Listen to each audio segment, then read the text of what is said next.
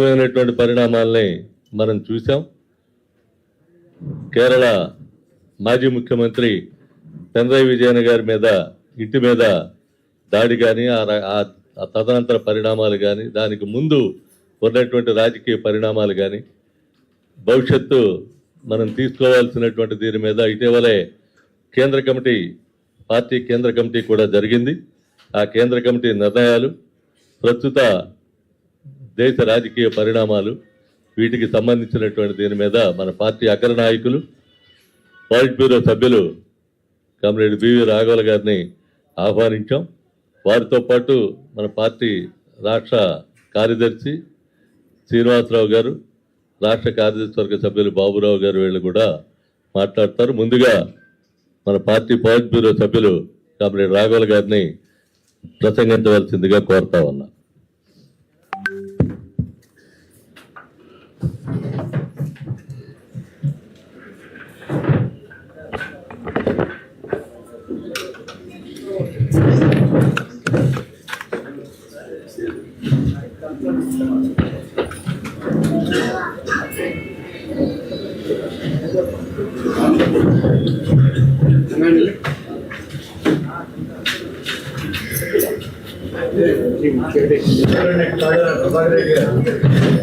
సభాధ్యక్షులు కమ్రేడ్ కాశీనాథ్ గారు, రాష్ట్ర కార్యదర్శి కమ్రేడ్ శ్రీనివాసరావు, కార్యదర్శి వర్గ సభ్యులు కమ్రేడ్ బాబురావు, అలాగే ఎన్టీఆర్ జిల్లా కార్యదర్శి కృష్ణ, టౌన్ నాయకులు, ఈ సభలో పాల్గొంటున్న కామ్రేడ్స్, మిత్రులు, సోదరులు, సోదరిమణులు,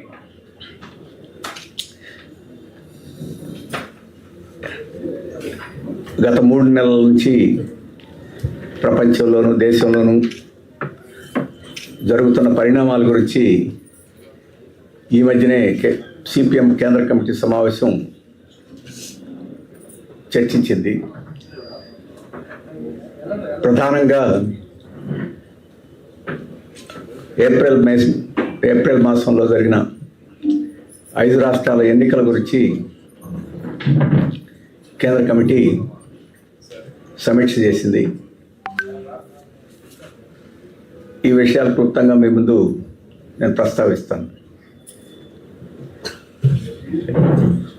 దేశ రాజకీయాల్లో చాలా ఆందోళనకరణ పరిణామాలు వచ్చే ఘటనలు జరిగినాయి. ప్రపంచ రాజకీయ వ్యవస్థను ప్రభావితం చేసే ఘటనలు కూడా జరిగినాయి, ఇంకా కొనసాగుతున్నాయి. వీటి పర్యవసానాలు మన దేశ ప్రజల మీద కూడా చాలా తీవ్రంగా ఉంటాయి. ఇప్పటికే ఆ పర్యవసానాలని సామాన్య ప్రజలతో సహా అందరూ అనుభవిస్తున్నారు, అర్థం కూడా చేసుకుంటున్నారు. అందుకనే ఆ ముఖ్యమైన విషయాల్ని, వాటి లోతుపాతుల్ని నేను వివరిస్తాను. ప్రపంచంతో మొదలెడితే ఈరోజు ప్రపంచ రాజకీయాల్లో, ప్రపంచ ప్రజల దృష్టిలో ఈరోజు ప్రధానంగా మెదులుతున్న సమస్య ఇరాన్పై అమెరికా యుద్ధం. ఇరాన్కి అమెరికాకి మధ్య జరుగుతున్న యుద్ధం కాదు, ఇరాన్ మీద ఇజ్రాయెల్, అమెరికా కలిసి దాడి చేసి దాన్ని విధ్వంసం చేయడానికి చేస్తున్న యుద్ధం. అందుకనే దురాక్రమణ యుద్ధం అని చెప్పేసి మనం భావిస్తున్నాం. అది ఫిబ్రవరి 28వ తేదీన ప్రారంభమైంది. ఇప్పుడు దాదాపు 91 రోజులు గడుస్తుంది. ఆ సమస్య ఇంకా పరిష్కారం కాకుండా కొనసాగుతూనే ఉంది. ఈ రకంగా కొనసాగడానికి ఇరాన్ది బాధ్యత కాదు, అమెరికాదే బాధ్యత. ఎందుకంటే ఫిబ్రవరి 28న యుద్ధం ప్రారంభించింది అమెరికా, ఇజ్రాయెల్. ఇరాన్ ఎవరి మీద దాడి చేయలేదు. దాడి ప్రారంభించింది అమెరికా, ఇజ్రాయెల్ కలిసి. 26వ తేదీ వరకు సమస్యను పరిష్కరించుకునే దానికి చర్చలు చేస్తున్నారు. అమెరికాకి, ఇరాన్కి మధ్య మధ్యవర్తుల ద్వారా చర్చలు జరుగుతున్నాయి. 26వ తేదీ పత్రికల్లో వచ్చింది. ఈ చర్చలు సానుకూలంగా జరుగుతున్నాయి, పరిష్కారం అయ్యేదానికి కూడా అవకాశం ఉంది అని పత్రికల్లో వచ్చింది. అందరం అనుకున్నాం యుద్ధం రాదేమో, పరిష్కారం అయిపోద్ది అనుకున్నాం. కానీ అకస్మాత్తుగా చర్చలు ఆపేసి యుద్ధాన్ని ప్రారంభించారు, వాళ్ళు దాడి ప్రారంభించారు. ఆ రకంగా దురాక్రమణం ప్రారంభించింది అమెరికా. ఇప్పటికీ దురాక్రమణం కొనసాగిస్తుంది అమెరికా. కాబట్టి అమెరికాను నిరోధించకుండా ఇప్పుడు ప్రపంచంలో శాంతి ఉంటుంది అని అనుకోలేం. దురదృష్టం ఏంటంటే ప్రపంచం అంతా ఈ విషయాన్ని గమనించింది. కానీ భారతదేశం పరిపాలించే పాలకులు, బీజేపీ ప్రధానమంత్రి మోడీ మాత్రం ఇది గమనించినట్టు నటిస్తున్నాడు, ఇది తెలియనట్టు నటిస్తున్నాడు. అక్కడ ఏదో యుద్ధం 2 దేశాల మధ్య జరుగుతున్నట్టు, ఇద్దరిది బాధ్యత అన్నట్టు కూడా మాట్లాడటం లేదు. ఇరాన్దే బాధ్యత అన్నట్టు అమెరికాను మద్దతిస్తూ ఈరోజు కొనసాగుతున్నారు. బహుశా ప్రపంచంలో ఇటువంటి ఒక ముఖ్యమైన దేశం ఈ రకంగా వ్యవహరిస్తుంది భారతదేశమేమో.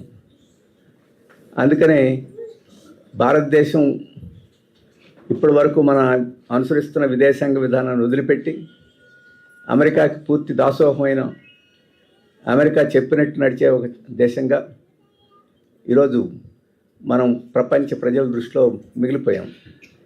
ఇది ఒక అవమానకరమైన పరిస్థితి. మనకి 140 కోట్ల జనాభా కలిగి అలీన ఉద్యమానికి నాయకత్వం వహించి ఇప్పుడు కూడా బ్రిక్స్ దేశాలకి ఆ కూటమికి ఇప్పుడు ఈ సంవత్సరం మనమే అధ్యక్ష స్థానాన్ని ఉన్నాం. అటువంటి ప్రపంచంలో ఒక ముఖ్యమైన బాధ్యత నిర్వహించి ఇప్పుడు కూడా నిర్వహించే అవకాశం ఉన్నప్పటికీ దాన్ని వదులుకొని ఈరోజు అమెరికా కనుసన్నల్లో మెదిగి వాడు కూర్చోమంటే కూర్చొని, లేవమంటే లేచే పరిస్థితి వచ్చింది. ఈ ఇరాన్ యుద్ధంలో ఇంత అవమానకరమైన పద్ధతిలో వ్యవహరించింది. విశ్వగురువుని చెప్పుకుంటుంది, అంటే ప్రపంచంలో అందరికీ గురువులాగా భారతదేశం ఉంది అని చెప్తుంటుంది. ఇప్పుడు మనల్ని గురువుగా భావించే వాళ్ళు ఎవరు లేరు. మనం గులాంగా భావించే పరిస్థితి, అమెరికా గులాంగా భావించే పరిస్థితి ఈరోజు ప్రపంచంలో జరుగుతుంది. వాస్తవంగా గులాంలే కాదు, మన మిత్రద్రోహులం కూడా. మనకి ఇరాన్ చాలా మిత్రదేశం. ఇప్పుడు మిత్రత్వం కాదు, 3000 సంవత్సరాల నుంచి ఇరాన్ తోటి భారతదేశానికి సంబంధాలు ఉన్నాయి. అన్ని నాగరికతలు ఇరాన్ తోటి సంబంధాలు పెట్టుకున్నాయి. అక్కడికి ఇక్కడికి వ్యాపారాలు జరిగినాయి, వలసలు జరిగినాయి. ఈ మొత్తం కాలంలో ప్రజల మధ్య ఇచ్చిపుచ్చుకోవడాలు జరిగినాయి. ఆ రకంగా స్నేహంగా పాత సంగతులు వదిలేసిన మన స్వాతంత్రం పొందిన తర్వాత ఇరాన్ తోటి మనకి మంచి సంబంధాలు ఉన్నాయి. ఎప్పుడు మనం విదేశాంగ విధానం అక్కడొక మతం ఇక్కడొక మతం అని చెప్పేసి మనం ఎప్పుడు అనుకోలే. ఇరాన్ ప్రజలు కూడా ఆ రకంగా అనుకోలే. ఆఖరికి బీజేపీ వచ్చిన తర్వాత కూడా ఇరాన్ తోటి సంబంధాలు కొనసాగినాయి. ఇరాన్లో చబహార్ అని చెప్పేసి ఒక ప్రదేశం ఉంది, అక్కడ వాటర్ రేవుని కడుతున్నారు. ఆ వాటర్ రేవుని మన దేశం కడుతుంది. ఇరాన్ నుంచి మన దేశానికి 80% గ్యాస్, మనం వాడే గ్యాస్ ఏదైతే ఉందో, వంటకు వాడే గ్యాసు, వాహనాలకు వాడే గ్యాసు, ఈ గ్యాస్ ఏదైతే ఉందో 80% ఇరాన్ నుంచి వస్తుంది.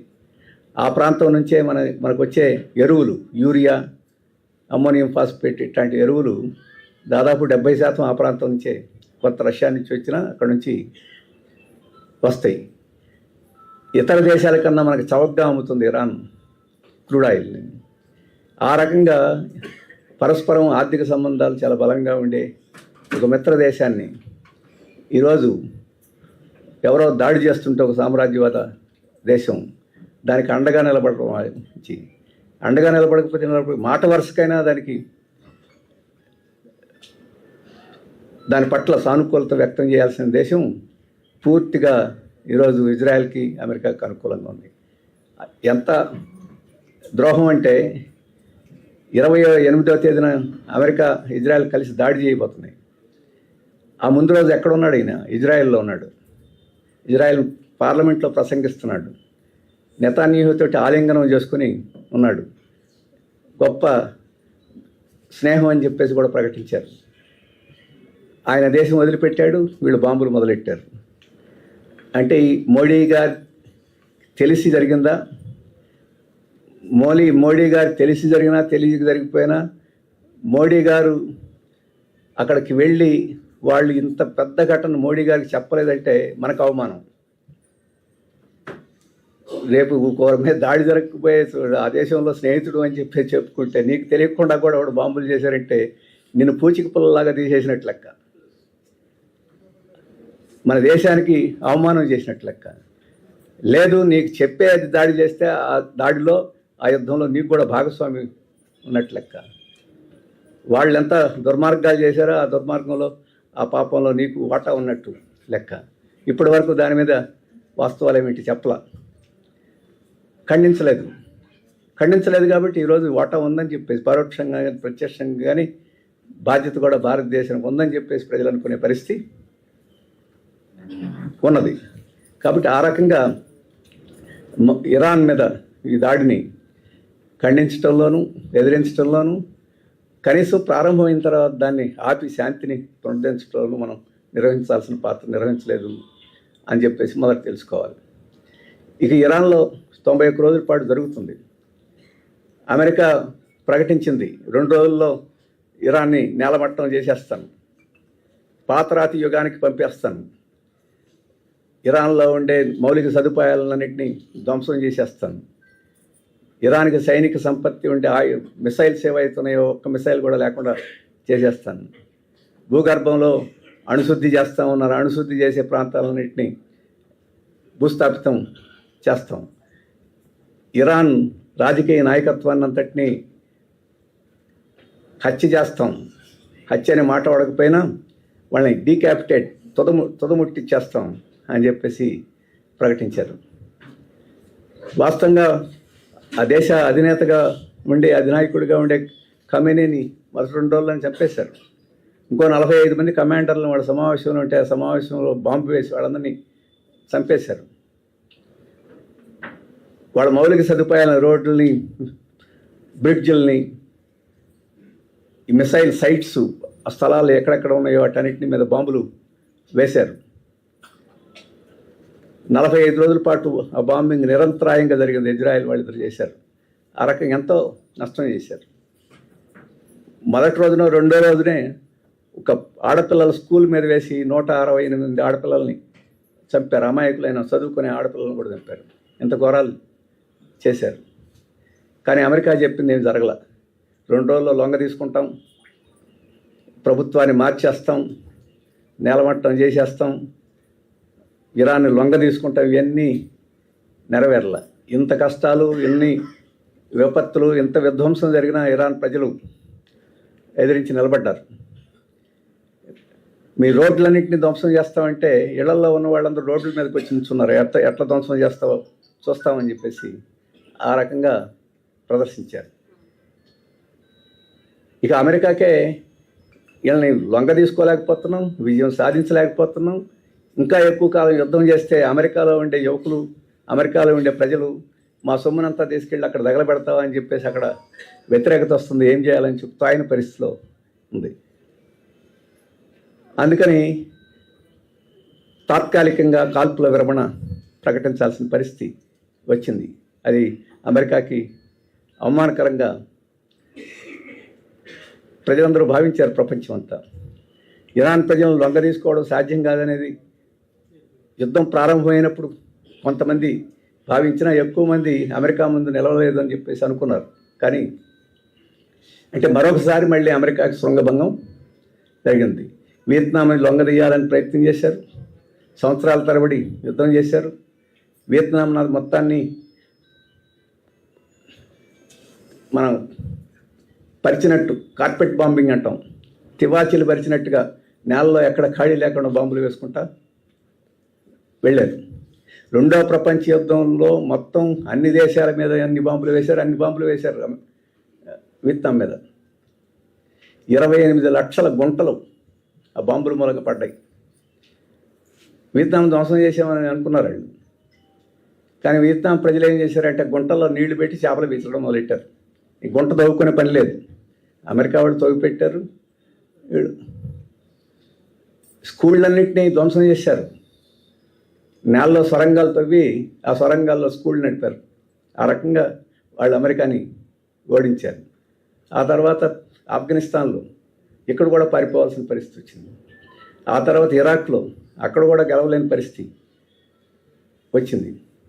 ఇక్కడ ఖమేనీని చంపేసి నాయకత్వాన్ని చంపేస్తే అమెరికాకి అణిగిమణిగి ఉండేవాళ్ళు అధికారానికి వస్తారని చెప్పాడు. పత్రికలన్నీ రాసినాయి. నడవలేని ముసలాళ్ళని చంపి పరిగెట్టగలిగే కుర్రాళ్ళని తీసుకొచ్చి అధికారాన్ని కూర్చోబెట్టారు. అది చేసింది. ఈ కొత్తగా వచ్చిన వాళ్ళు ఆ చనిపోయిన వాళ్ళకన్నా ఇంకా గట్టిగా అమెరికాకు వ్యతిరేకంగా పోరాడతామని చెప్పేసేవాళ్ళు ఇప్పుడు అధికారానికి వచ్చారు. దాంట్లోనే విజయం సాధించలేకపోయారు. ఆ రకంగా ఇరాన్ ప్రజలు కూడా సామ్రాజ్యవాదానికి గట్టిగా వ్యతిరేకంగా నిలబడి ప్రపంచానికి సామ్రాజ్యవాదం మనమందరం ద్వేషిస్తాం, కానీ ఇరాన్ ప్రపంచ ప్రజల తరఫున ఈరోజు అమెరికా ప్రతిఘటించి ఆ రకంగా నువ్వు ప్రపంచం మీద దాడి చేసి గెలవలేవు అని చెప్పేసి రుజువు చేసేదానికి అటువంటి ప్రజలకి భారతదేశం ప్రభుత్వం ఎలాగూ మద్దతు ఇవ్వడంలా అక్కడ దాడి చేసే శక్తులకు మద్దతు ఇస్తుంది.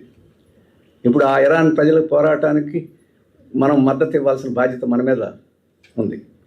అది ఇరాన్ ప్రజలను రక్షించడం కోసమే కాదు, మనల్ని మనం రక్షించుకోవడం కోసం, మన ప్రయోజనాలు మనం నెరవేర్చుకోవడం కోసం ఆ బాధ్యత చేయాల్సింది. ఎందుకని ఈరోజు ఇరాన్ యుద్ధం అనేది ఇరాన్ ప్రజలకే కాదు బాధలు, ఈ ప్రపంచ ప్రజలందరికీ బాధలు కలుగుతున్నాయి. ఇంతకుముందే చెప్పాను, అది పర్షియన్ గల్ఫ్ అనే సముద్రం చుట్టూ ఉంటాయి ఈ దేశాలన్నీ. చిన్న సముద్రం, అది మనం ఒక బాణలాగా ఉంటుంది. ఆ బాణ అంచునంతా లోపల వాటర్ రేవులు ఉంటాయి. ఈ క్రూడ్ ఆయిల్, గ్యాసు అవన్నీ ఆ వాటర్ రేవుల నుంచి ఈ సముద్రంలోకి నుంచి బయటికి రావాలి. ఆ బాణకి మూతి ఉంటుంది కదా, ఆ జలసంధి, హార్మూజ్ జలసంధి, దాంట్లోంచి పడవలు బయటికి రావాలి. అది ఇరాన్ దేశం పక్కనే ఉంటుంది. అందుకని ఇరాన్ యుద్ధంలో మాకు సహకరించే వాళ్ళకి మేము పడవల్ని వెళ్ళనిస్తాం, మా శత్రువులకి అయితే వెళ్ళనివ్వని చెప్పేసి యుద్ధంలో చెప్పారు. వాస్తవంగా మనం దేశం ఎంత ద్రోహం చేసినా ఇరాన్ పాలకులు మాత్రం మనల్ని ఇంకా స్నేహితులుగానే పరిగణించింది. ఆ యుద్ధం జరిగినంత కాలం ఈ గ్యాస్ తోటి నడిచే ఓడలు కానీ, క్రూడ్ ఆయిల్ తోటి నడిచే ఓడలు కానీ భారతదేశానికి వస్తాయంటే వాటిని వదిలిపెట్టారు. అందుకని మన గ్యాస్ కొరత ఇతరులకంత తీవ్రం రాల. ఆ రకంగా ఇరాన్ ప్రపంచ ప్రజలందరినీ ఇబ్బంది పెట్టాలని చెప్పేసి కోరుకోవాలి. కానీ అమెరికా ఏం చేసింది? ఇప్పుడు ఇరాన్ ఓడల రాకపోకల్ని నిరోధించటంలా ఈ 45 రోజుల తర్వాత ఈ జలసంధి బయట అమెరికా ఓడలను పెట్టి లోపలికి ఓడలు పోయి గ్యాసు, క్రూడ్ ఆయిల్ రాకుండా ఇప్పుడు దిగ్బంధనం చేసింది. కాబట్టి ఈరోజు ప్రపంచంలో ప్రజలకి గ్యాస్ దొరకటం లేదంటే, క్రూడ్ ఆయిల్ దొరకటం లేదంటే, వీడి ధరలన్నీ పెరిగిపోతున్నాయంటే, రైతులకు ఎరువులు దొరకటం లేదంటే దాని బాధ్యత ఈరోజు ఇరాన్ది కాదు, అమెరికాది. దిగ్బంధనం చేస్తుంది అమెరికా, ఇరాన్ కాదు. ఈ దిగ్బంధనం ఎత్తేయండి అని చెప్పేసి ఇప్పటి వరకు భారతదేశం చెప్పడంలో మాకు కొరత ఉంది, మాకు ప్రజలు అల్లాడుతున్నారు, మేము అంగీకరించం, దిగ్బంధనం ఎత్తేయాలని చెప్పేసి చెప్పని పరిస్థితి ఉంది. మన చైనా షీ జిన్పింగ్ దగ్గరికి ట్రంప్ వెళ్తే చైనా చెప్పింది యుద్ధం ఆగిపోవాలి, పడవలు అటు ఇటు తిరగాలి అని చెప్పింది. మనం చెప్పడానికి ధైర్యం లేదు. మన అభిప్రాయాన్ని స్పష్టంగా ఇది కాదని చెప్పే ధైర్యం లేదు. ఆపరేషన్ సింధూర్ గురించి మేసాలు మెలేస్తారు. ట్రంప్ నేను బెదిరిస్తే లొంగిపోయారని చెప్పేసి బహిరంగంగా ప్రకటిస్తున్న ఇప్పటి వరకు అది నిజం కాదని మోడీ గారు చెప్పే పరిస్థితిలో లేదు.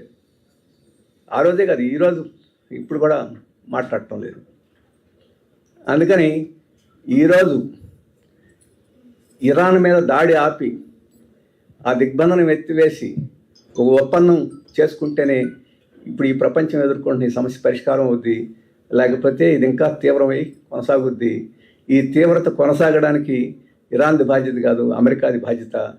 ఆ అమెరికా బాధ్యతని నిలబెట్టి ప్రశ్నించి దాన్ని వెనక్కి నెట్టి శాంతి కోసం అది సిద్ధమయ్యేటి చేయాల్సిన బాధ్యత ప్రపంచానికి ఉంది. అన్ని దేశాలు చేస్తున్నాయి, మనం కూడా చేయాలి. మన ప్రభుత్వం చేయదు కాబట్టి ప్రజలు చేయాలి, ప్రభుత్వం మీద ఒత్తిడి చేయాలి. నువ్వు చేయకపోతే ఈ ప్రజలకి నువ్వు సమాధానం చెప్పుకోవాల్సి వస్తుందని చెప్పేసి మనం అడగాలి. ఆ రకంగా ప్రజల్ని సన్నద్ధం చేయాల్సి ఉంటుంది అనేది మొదట మీ దృష్టికి తీసుకొస్తున్నాను. అలాగే గత వారం రోజుల నుంచి మళ్ళీ రెండో దఫా చర్చలు జరుగుతున్నాయి.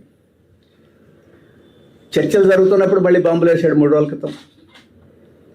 అయితే ఇరాన్ కూడా తిరిగి మళ్ళీ బాంబులు వేసింది.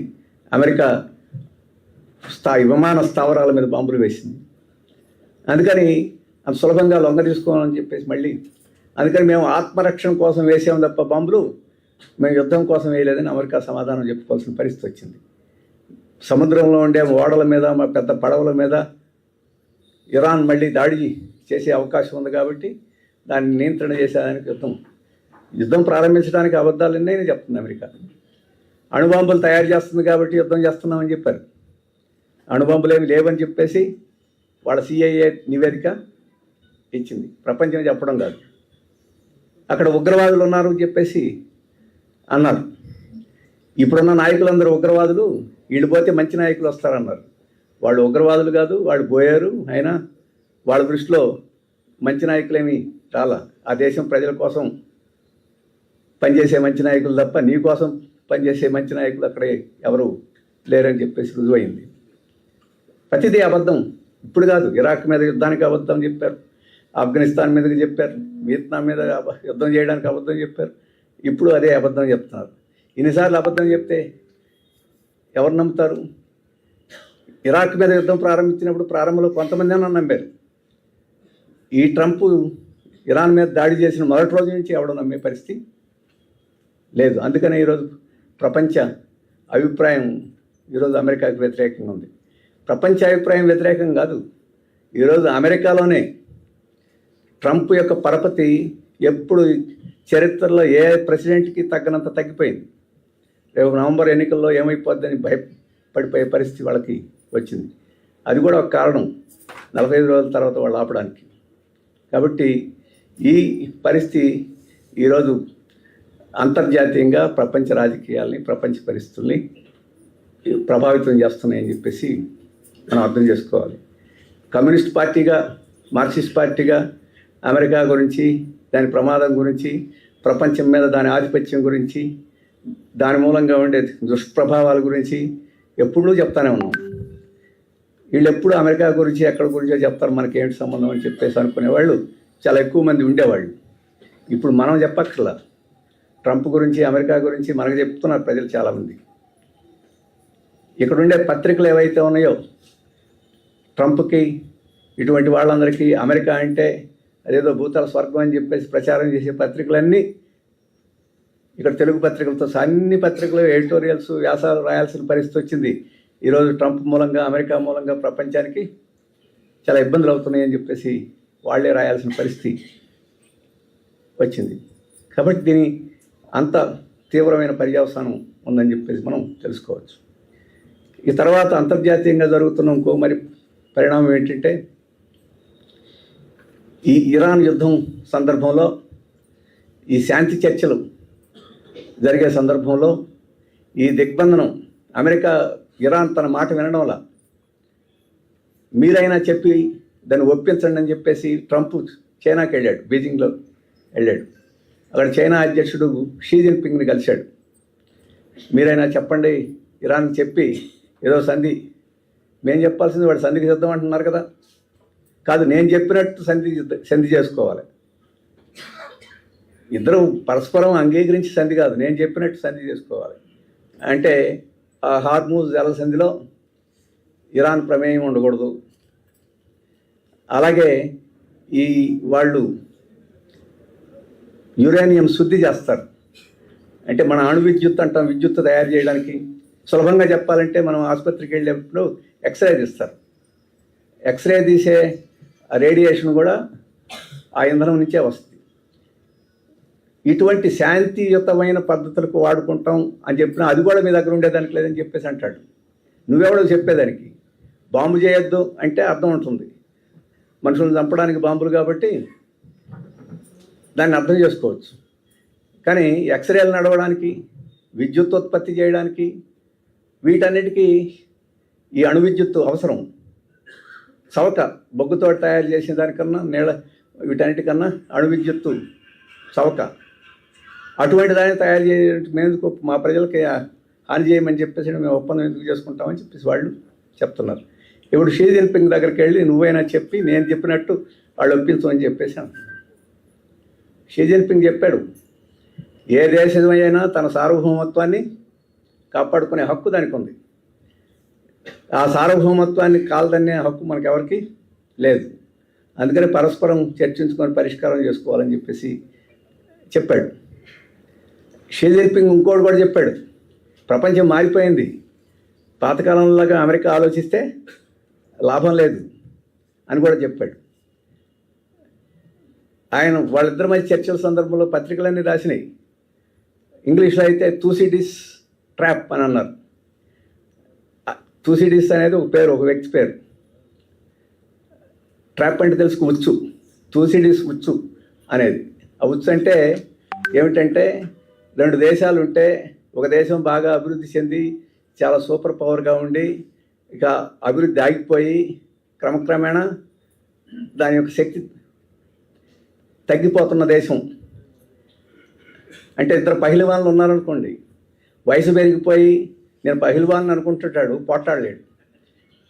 ఇంకొకడు కుర్రాడు, ఆడు పహిల్వానే, వాడు ఇంకా పెద్ద అవుతుంటాడు, ఇంకా శక్తి ఉంటాడు, నేను పహిల్వాన్ని ఎవరినైనా ఎదిరిస్తానని ఇంకో ఈ పహిల్వాన్ అనుకుంటారు.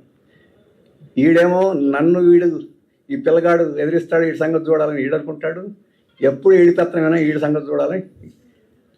అట్లాంటి వాళ్ళు ఇద్దరు ఉన్నప్పుడు ఖచ్చితంగా యుద్ధం జరుగుద్ది అనేది ఇది సిద్ధాంతం.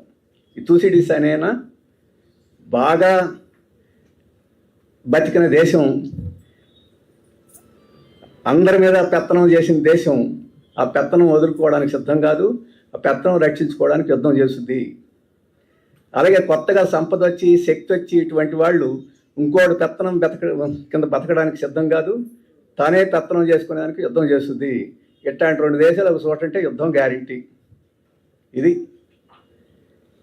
ఇప్పుడు షీ జిన్పింగ్ ట్రంప్కి ఏం చెప్పాడంటే, మీరు ముసలి పహిల్వాన్ రా బాబు, మీకు శక్తి తగ్గిపోయింది, దాన్ని నిలబెట్టుకోవడానికి మళ్ళీ యుద్ధం చేయాలని నువ్వు అనుకుంటావేమో, అలాగే మేము మాత్రం కుర్ర పహిల్వాన్ మేము పెరుగుతున్నాం కానీ మేము యుద్ధం చేయాలని కోరుకోవడంలా ఆ రోజు.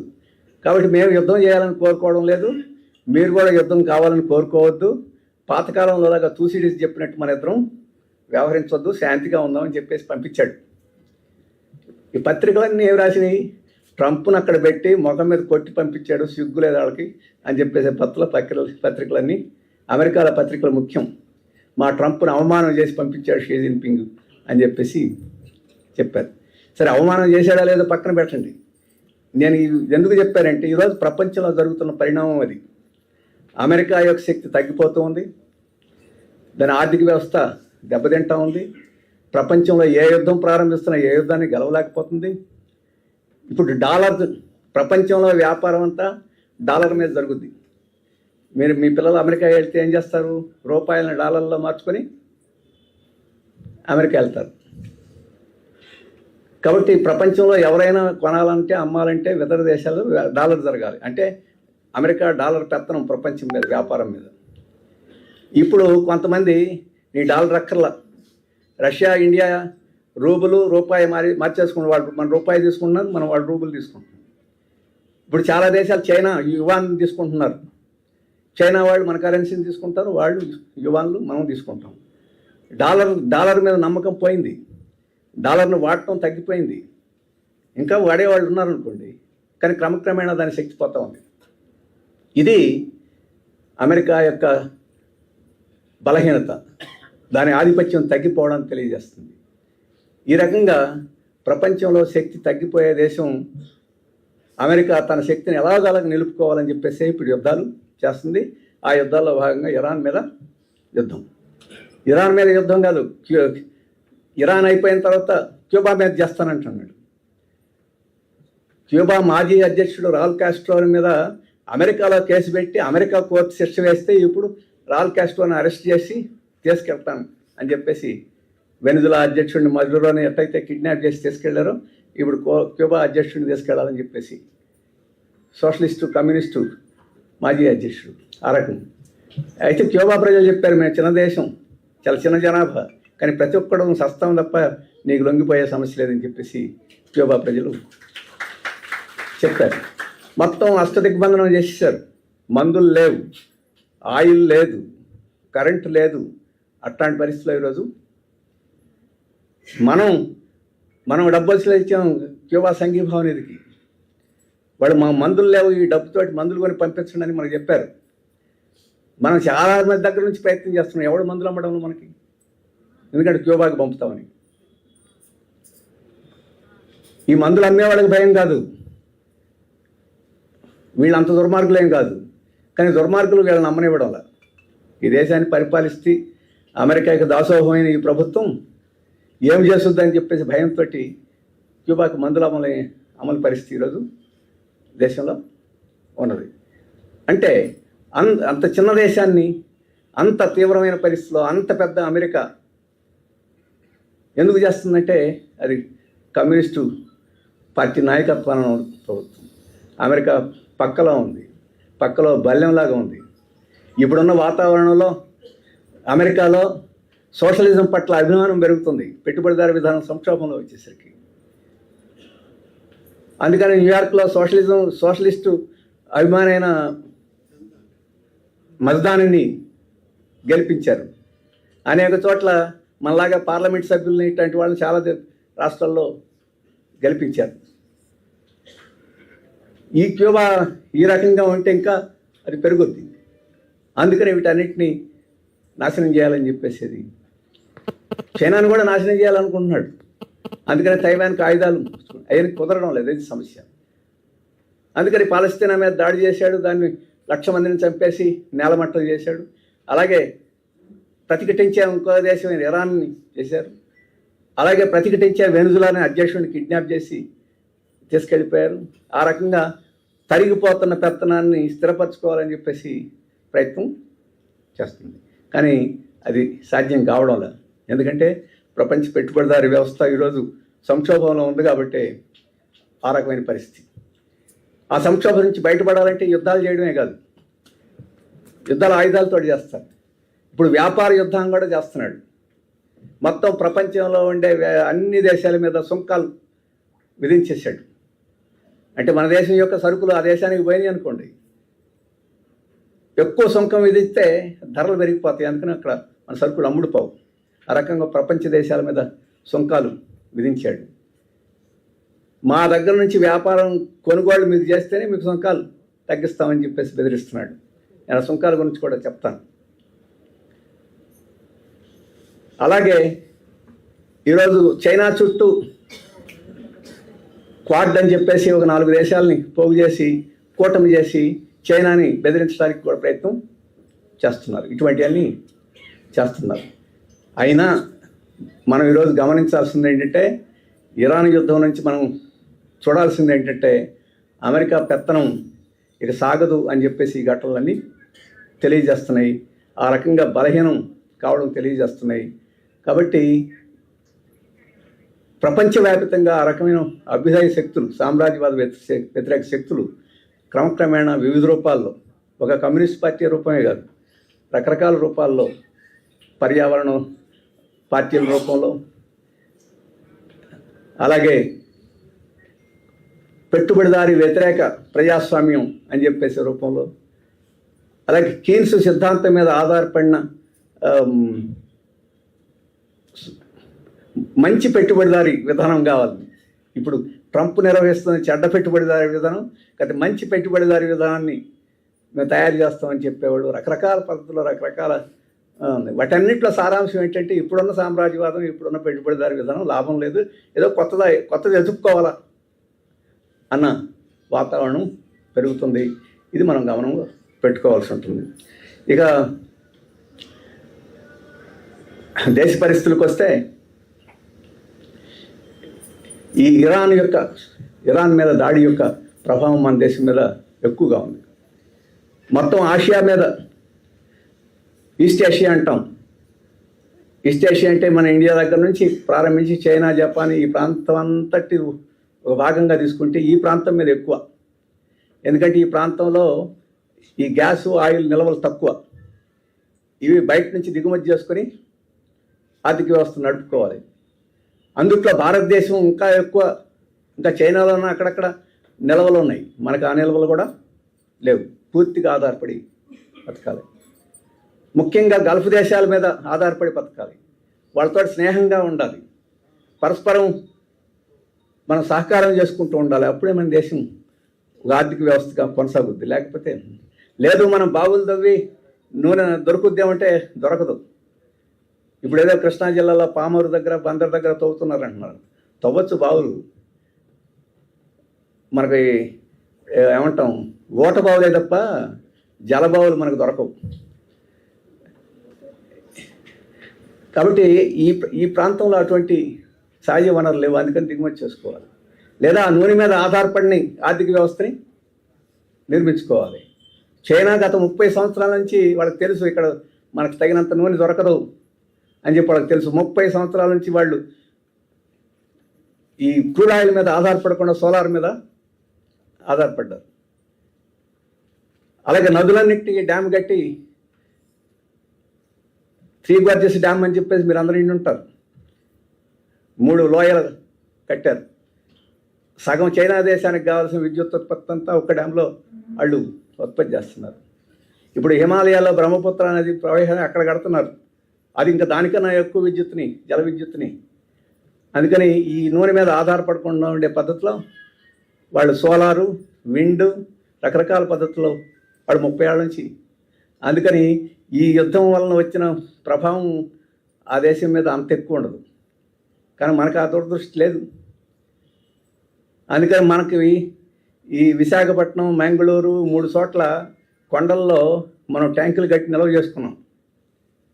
ఈ ఏదైనా పరిస్థితి మారితే ఆ నిల్వ ఉన్న ఇంధనం, గ్యాసు, పెట్రోల్ 10 రోజులు కూడా రాదు. చైనాలో నిల్వ సంవత్సరం వస్తుంది, వాళ్ళు నిల్వ చేసుకుంది.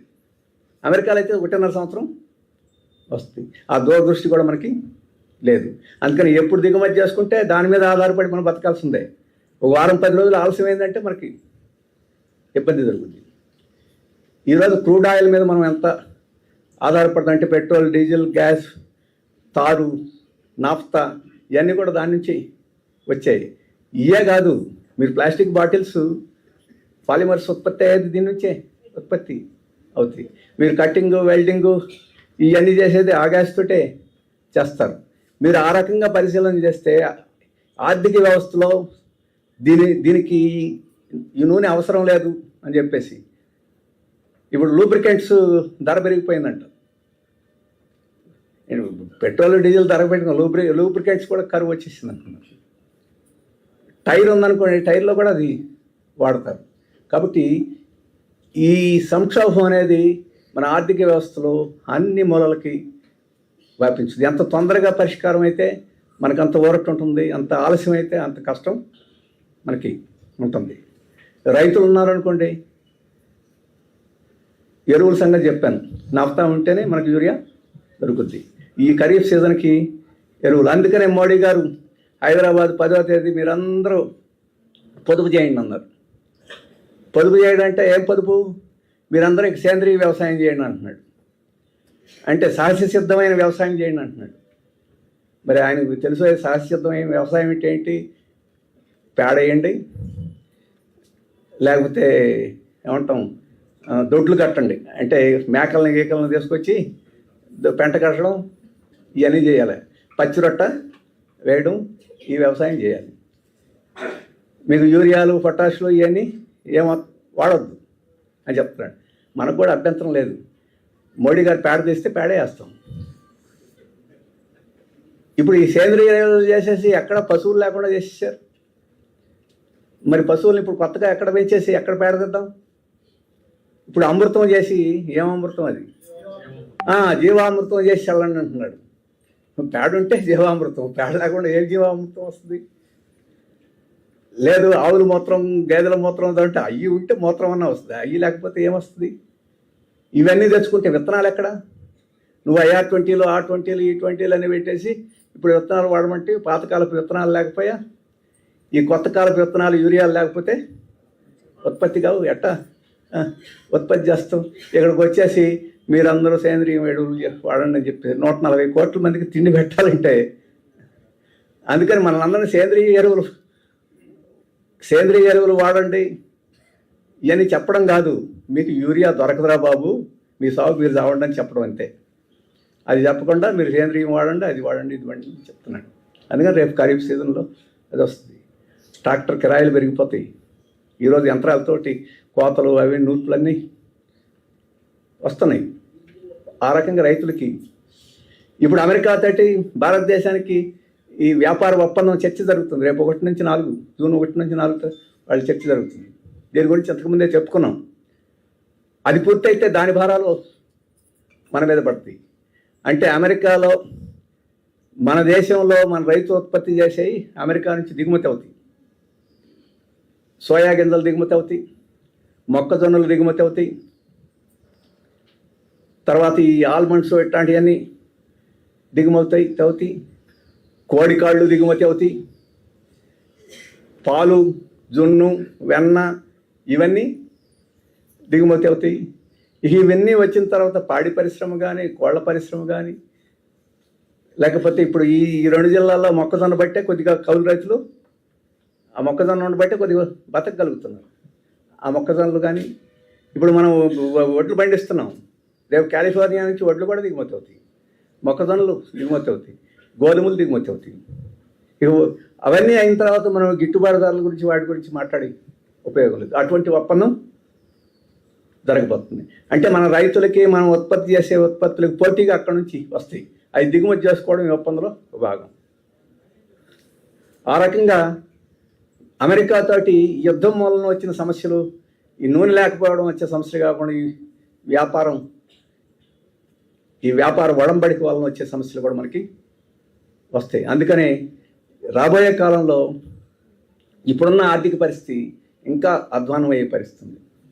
మీ పత్రికలన్నీ చూస్తే 7% అభివృద్ధి అవుద్ది మన దేశం అని చెప్తూ వచ్చారు. ఇప్పుడు 6%కి తగ్గిపోద్ది అంటున్నారు. అంటే 1-1.5% తగ్గిపోద్ది ఉత్పత్తి. 1-1.5% ఉత్పత్తి తగ్గిపోవడం అంటే ఏంటి? ఆ ఉత్పత్తి తగ్గిన మేరకు ఉద్యోగాలు పోతాయి. పూర్తి స్థాయిలో పరిశ్రమలు నడవు, సగం నడుస్తాయి. మరి ఉద్యోగాలు పోయి సగం పరిశ్రమలు నడిస్తే మనం కొనడం కూడా తగ్గిపోద్ది. ఇది ఒక విషవలయంగా మారి మన ఆర్థిక వ్యవస్థకి నష్టం జరుగుతుంది. పెద్దవాళ్ళకి ఏమైనా నష్టం జరగదు. మోడీ గారు చెప్తున్నారు మీరు బంగారం కొనొద్దు, పొదుపు చేయండి అంటున్నారు. ఎందుకు కొనొద్దంటే మన డాలర్లు పెట్టి కొనాలి కాబట్టి వద్దు, పొదుపు చేయండి అంటున్నారు. ఎవరిని కొనొద్దని చెప్తాడు? మనం కొంటే ఏం కొంటాం? ఒక గొలుసు కొంటాం, ఒక ముక్కు పొడుగు కొంటాం, చెవు కమ్మ కొంటాం, లేకపోతే ఏదైనా కొనాలనుకుంటే ఒక ఉంగరం కొంటాం. అది కూడా మధ్యతరగతి వాళ్ళు కొనగలిగిన పరిస్థితి ఇప్పుడు ఈ ధరల్లో. కానీ దెమ్మలు కొనేది, కడ్డీలు కొనేది అంబానీలు, అదానీలు మనం కాదు. వాళ్ళు పొదుపు ఏం చేయరు, వాళ్ళు కొంటానే ఉంటారు. వాళ్ళకేం అడ్డు అది మనల్ని పొదుపు చేయమని చెప్పేసి విదేశీ వివాహాలు, మనమందరం విదేశీ వివాహాలు, ఇంట్లో వివాహం చేసుకోవడమే కష్టంగా ఉంటాయి. విదేశీ వివాహాలు ఎవడు చేసుకుంటాడు? అంబానీలు, అదానీలు చేసుకుంటారు. రోజు ఇటలీకి వెళ్ళి అక్కడికి వెళ్ళి పెళ్ళిళ్ళు చేసుకుంటుంది, వ్యవహారాలకు వెళ్తుంది. వాళ్ళు మనల్ని అందరూ వచ్చేసి పొదుపు చేయమని చెప్తున్నాడు. ఇంటి నుంచి పని చేయండి అంటున్నాడు. మనటి దాకా ఇంటి నుంచి కాదు,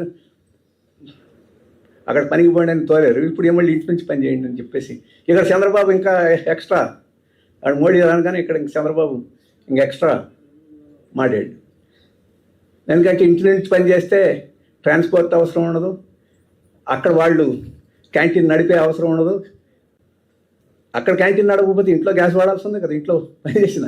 కానీ అది పెట్టుబడిదారికి లాభం, మనకేమి పెద్ద ప్రయోజనం, పెట్టుబడిదారికి లాభం కాబట్టి ఆ పొదుపు చర్యలన్నీ.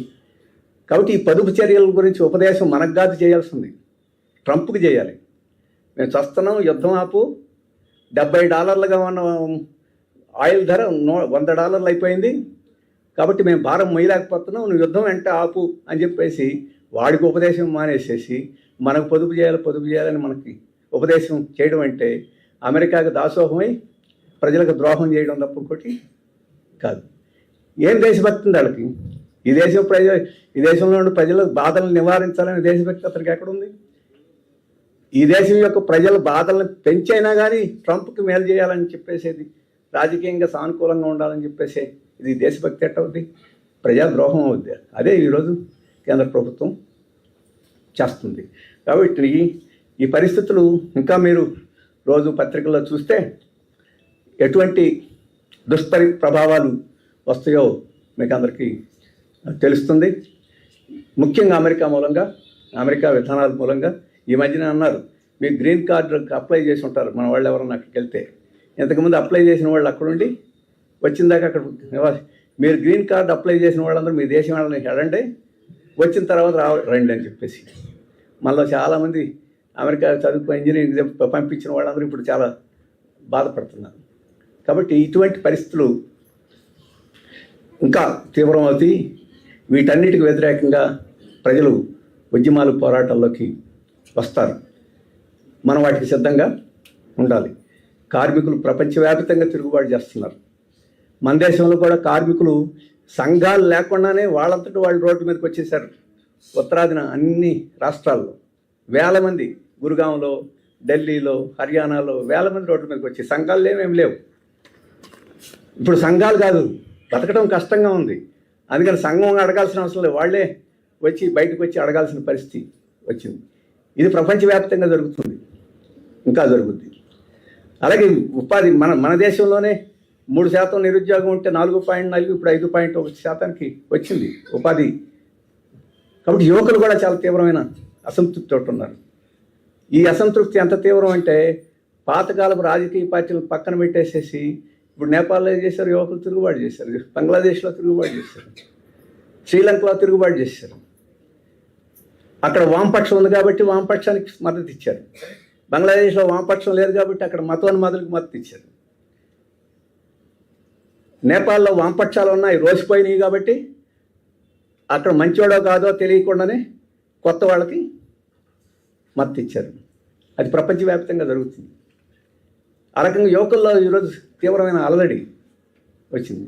మీకు అందరికీ తెలుసు కదా, పేపర్లన్నీ వస్తున్నాయి. కాక్రోచ్ జనతా పార్టీ అంటే బొద్దింక పార్టీ. బొద్దింక అంటే మనం అసహించుకుంటాం, కానీ వాస్తవంగా ప్రపంచంలో కల్లా అన్ని మంచి కీటకాల్లో అది మంచి కీటకం. ఎందుకంటే అది ఇంట్లో ఉండే మురికిని, చెత్తని, చెదారాన్ని తిని మనకు మేలు చేస్తుంది. అందుకని కాక్రోచ్ పార్టీ అని చెప్పేసి పెట్టాడు. ఆ బొమ్మ కూడా కమలం పువ్వుని కొద్దిగా కొరికి తింటుంది. సరే, ఎందుకు పెట్టినా ఈరోజు యువకులందరూ దాని వెనక దానికి సబ్స్క్రైబ్ చేసి దానికి ఎందుకు సానుభూతి చేస్తున్నారు. ఈరోజు తీవ్రమైన అసంతృప్తి పెరిగిపోతుంది. నీట్ పరీక్షలు లీక్ అయితే ఎంతమంది 25 లక్షల మంది లక్షల రూపాయలు ఖర్చు పెట్టి ట్రైనింగ్ అయ్యి కోచింగ్లు తీసుకొని పరీక్షలు రాస్తే వాళ్ళు ఒక పేపర్ లీక్ తోటి మొత్తం వాళ్ళ జీవితాలంతా ధ్వంసం చేశారు. ఇప్పుడు సిబిఐ పరీక్ష పేపర్లో వస్తున్నాయి. ఒక పరీక్షను నువ్వు సక్రమంగా నిర్వహించలేకపోతున్నావు, నువ్వు ఇంకెందుకు పరిపాలన, గుడ్ గవర్నెన్స్ అని రోజు కబుర్లు ఎందుకు చెప్తావు? ఎంత తీవ్రమైన వ్యతిరేకత వచ్చిందంటే ఆ తీవ్రమైన వ్యతిరేకతని సంతృప్తి పరచకపోతే లాభం లేదని చెప్పేసి నా విద్యాశాఖ మంత్రి ప్రధాన్ మేము దానికి బాధ్యత వహిస్తున్నామని ఒక మాట అన్నాడు. బాధ్యత వహించడం కాదు, రాజీనామా చేయాలని చెప్పేసి మనం చెప్పాము. కానీ రాజీనామా చేయడమే కాదు యువకుల్లో అటువంటిది మనం చూస్తున్నాం. అయితే ఈ యువకులు నిర్మాణాత్మకంగా ఉండే వైపుకి వెళ్తారా, లేదు అభివృద్ధి నిరోధకం వైపు ఆ ప్రదేశంలో ఉండే పరిస్థితిని బట్టి ఉంటుంది. వామపక్షాలు, అభ్యుదయ శక్తులు ఆ ప్రాంతంలో చురుగ్గా ఉండే, యాక్టివ్గా ఉంటే వాళ్ళ వైపుకి మొగ్గుతారు. అటువంటి పరిస్థితి లేకపోతే ఆ ప్రాంతంలో అభివృద్ధి నిరోధకులు ఉంటే వాళ్ళ వైపుకైనా మొగ్గుతారు. ఇప్పుడు బంగ్లాదేశ్ లాగా తమిళనాడులో టీవీకే గెలిచింది, అకస్మాత్తుగా ఎందుకు గెలిచింది అని చెప్పారు. మనకు కొత్త ఏం కాదు, మనకి ఎన్టీ రామారావు కూడా గెలిచాడు. ఇట్లాగే ఇప్పుడు టీవీకేలో విజయ్ గెలిచాడు. ఎందుకంటే ప్రధానంగా ఇప్పుడున్న పార్టీలు ఆ యువకులను పట్టించుకోకుండా, వాళ్ళ సమస్యలను పట్టించుకోకుండా, రియల్ ఎస్టేట్ వాళ్ళు లేకపోతే కార్పొరేట్లు అటువంటి వాళ్ళ యొక్క ప్రయోజనాల కోసం పనిచేస్తుంటే ఎంతకాలం సహిస్తారు. అందుకనే అక్కడ ఆ యువకులు ఆ రకంగా స్పందించారు. అధికారానికి విజయ్ వచ్చింది. విజయ్ వచ్చిన తర్వాతే ఎటుంటాడనేది ఇంకొంతకాలం చూస్తే కానీ మనకి తెలియదు. కాబట్టి ఈ మార్పు కూడా మనం ఈరోజు ప్రపంచంలో చూస్తున్నాం అని చెప్పేసి మీరు గమనించవచ్చు. ఇది ఎంతవరకే పరిమితం కాలేదు. కొన్ని ప్రపంచవ్యాప్తంగా ఈ సానుకూలమైన అంశాలతో పాటు మనం బాధపడే అంశాలు కూడా ఉన్నాయి. ఎక్కువ భాగం శ్రీలంకలోనూ లేకపోతే 1, 2, 3 చోట్ల ఈ యువకులు, అసంతృప్తి చెందిన యువకులు, కార్మికులు, మహిళలు, లేకపోతే ఇతర బలహీన వర్గాలు ఇవన్నీ అభ్యుదయ శక్తుల వైపుకి రావడం అనేది అక్కడక్కడ జరుగుతుంది. ఎక్కువ చోట్ల ఏమంటామే పెనంలో నుంచి పొయ్యిలో పడిపోతున్నారు. మనం పెనం కాలుతుందని దూకితే అది పొయ్యిలో పడిపోతుంది. అట్లా ఎక్కువ చోట అభివృద్ధి నిరోధక శక్తుల వైపుకి మొగ్గు చూపి ఆ దేశంలో అసలు సమస్యల పరిష్కారం కాకుండా ఇతరుల మీద నెపం మోపే శక్తుల వైపుకి యువకులు వెళ్తున్నారు. అది మనం ఆందోళన చెందే విషయం. అది జరగకుండా మనం మన ఉద్యమాలని వాటన్నిటిని ముందుకు తీసుకెళ్లాల్సిన అవసరం ఉందని చెప్పేసి మీ దృష్టికి తీసుకొస్తున్నా. అది మన దేశంలో కూడా అదే పరిస్థితి. మన దేశంలో కూడా అసంతృప్తి, పోరాటాలు, ఉద్యమాలకి ఏం తక్కువే లేదు. కానీ వామపక్షాలు పరిమితంగా ఉన్నాయి. విశాలమైన దేశంలో అభ్యుదయ శక్తులు పరిమితంగా ఉన్నాయి. కాబట్టి ఈ అసంతృప్తిని, వీటన్నిటిని మతం, కులం ఇటువంటి వాటిని వినియోగించి ప్రజల మీద తంపులు పెట్టే శక్తులు ఈ అసంతృప్తిని ఉపయోగించుకొని బలపడుతున్నాయి. అది ఈరోజు మన దేశంలో కూడా మనం చూడొచ్చు. దాన్ని నివారించే కృషి మనం చేయాల్సిన అవసరం ఉంది. ఈ అంశం మీరు మన జరిగిన ఎన్నికల్లో మీరు చూడొచ్చు. 5 రాష్ట్రాల ఎన్నికల్లో 5 రాష్ట్రాల్లో ఈ 5 రాష్ట్రాల్లో 3 ఈ ఫలితాలని 3 అంశాలను మీరు చూడొచ్చు. మొదటి ఈ 5 రాష్ట్రాల్లో ఎన్నికల తర్వాత ఎవరు బలపడ్డారు అంటే ఈ దేశానికి ఈరోజు ఇంత దుస్థితి తెచ్చిన దానికి కారణమైన బీజేపీ ఈ ఎన్నికల్లో బలపడింది. అంతకుముందు బెంగాల్లో అధికారం లేదు, మొదటిసారి అధికారంలోకి వచ్చింది. అలాగే అస్సాంలో అధికారంలో ఉంది, అధికారంలోకి వస్తుందని అనుకున్నారు. కానీ అంతకుముందు కన్నా ఎక్కువ స్థానాలతో అధికారంలోకి వచ్చింది.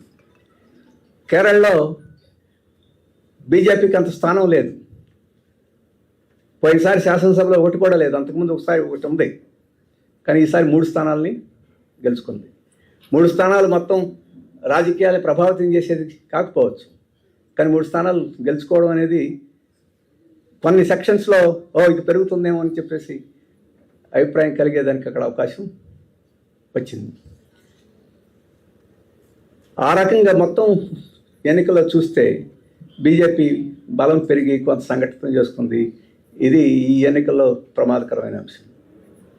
ఇది మనం ఏదైతే ఈ దేశం శని దీన్ని వదిలించుకోవాలని చెప్పేసి మనం ఏదైతే చెప్తున్నామో దాన్ని వదిలించుకోవాలనే పరిస్థితి చాలా కష్టం, చాలా కష్టపడాలని చెప్పేసి అది ఎన్నికలు మనకు తెలియజేస్తుంది.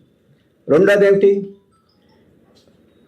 ఈ దేశంలో అన్ని రాష్ట్రాల్లో ఒక రాష్ట్రం వామపక్ష ప్రభుత్వం ఆధీనంలో ఉంది, కేరళలో. అది మొత్తం రాష్ట్రాల హక్కుల విషయంలో, అలాగే మతోన్మాదాన్ని ఎదిరించే విషయంలో, వీటన్నిటిలో అది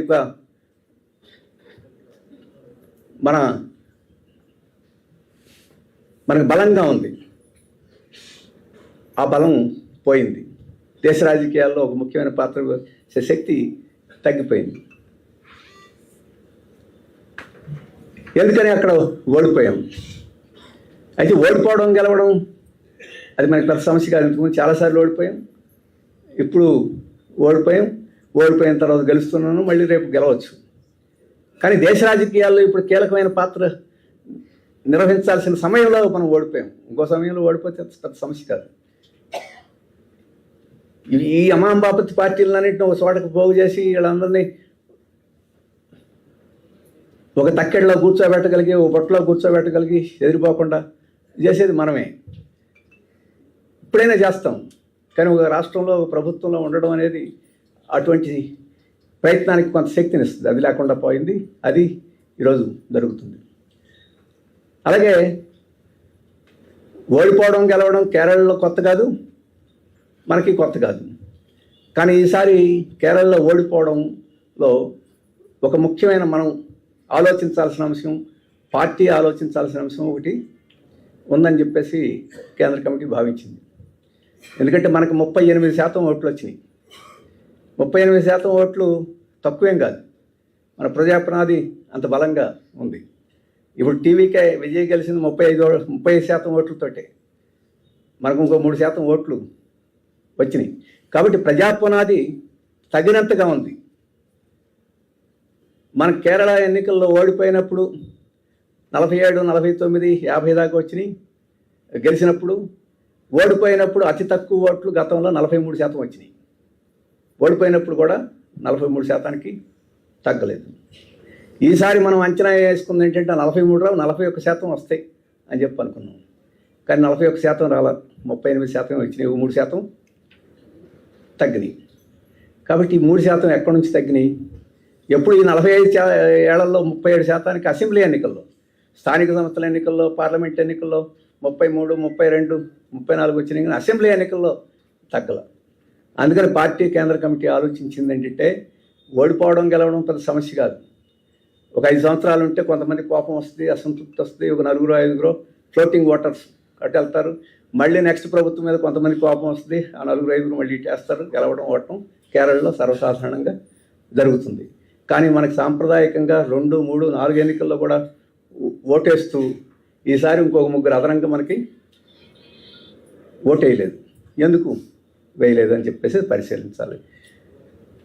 అలాగే ఈ 10 సంవత్సరాల్లో మనం చేసినంత అభివృద్ధి ఇంకెవరు చేయలే.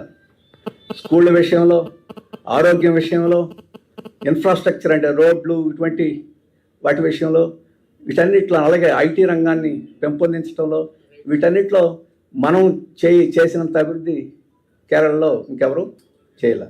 అలాగే పేదలకు సంక్షేమ పథకాలు అమలు జరపడంలో కూడా చేయలే. అయినా ఇంత అభివృద్ధి చేసినా కానీ కొంతమందికి 3, 4 అసంతృప్తి చెందారు. అందువలన మనకి ఓడిపోయినా కానీ మనకు రావాల్సిన ఓట్లు తగ్గినాయి. దీని గురించి పరిశీలించాలని చెప్పేసి కేంద్ర కమిటీ అనుకుంది. అయితే మన కేంద్ర కమిటీ సమావేశానికి క్షేత్రస్థాయి అంటే బూత్ స్థాయి నుంచి మనకు సమాచారం రాలేదు. దాన్ని పరిశీలించి వచ్చే కేంద్ర కమిటీ జూలైలో 11, 12, 13 తేదీల్లో దాని గురించి పరిశీలించాలనుకున్నాం. అయితే ప్రాథమికంగా కొన్ని విషయాలు చర్చల్లో వచ్చినాయి. ఒకటి, ఇంత అభివృద్ధి సాధించిన కొన్ని రాజకీయ అంశాల్లో మనం ఏమైనా స్పష్టంగా ఉండి గట్టిగా ఉండి నిలబడుతున్నామని చెప్పేసి అనిపించడంలో ఏమైనా మనం మెతగ్గా ఉన్నామా? ఎందుకంటే మన మీద తీవ్రమైన దుష్ప్రచారం జరిగింది. బీజేపీ తోటి వీళ్ళు ములాఖత్ అయిపోయారు.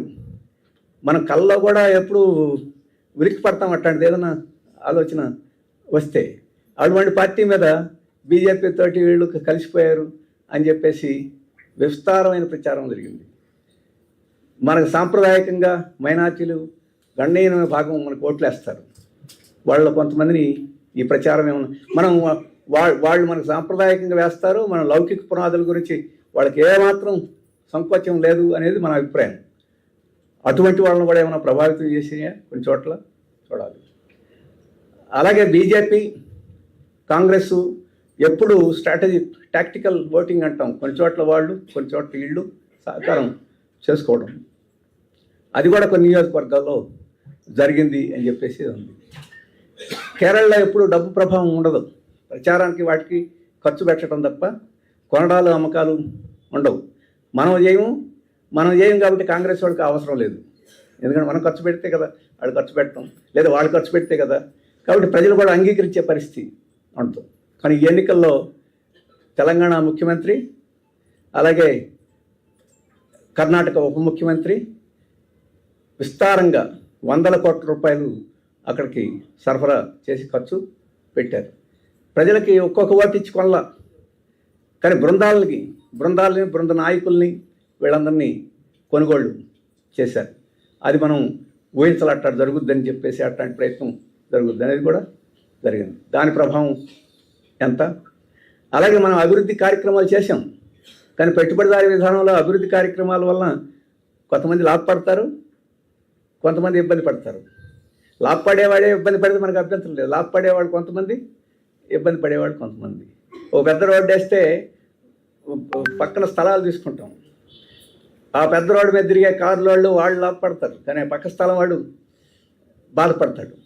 అయినా నష్టపరిహారం ఇస్తాం. ఈ ప్రభుత్వాలు ఇచ్చేదానికన్నా చాలా ఎక్కువ నష్టపరిహారం ఇచ్చి వాళ్ళని సంతృప్తి పరిచేదానికి అక్కడ ప్రభుత్వం చేసింది. మనం వాళ్ళు సంతృప్తి పడ్డారు అనుకున్నాం.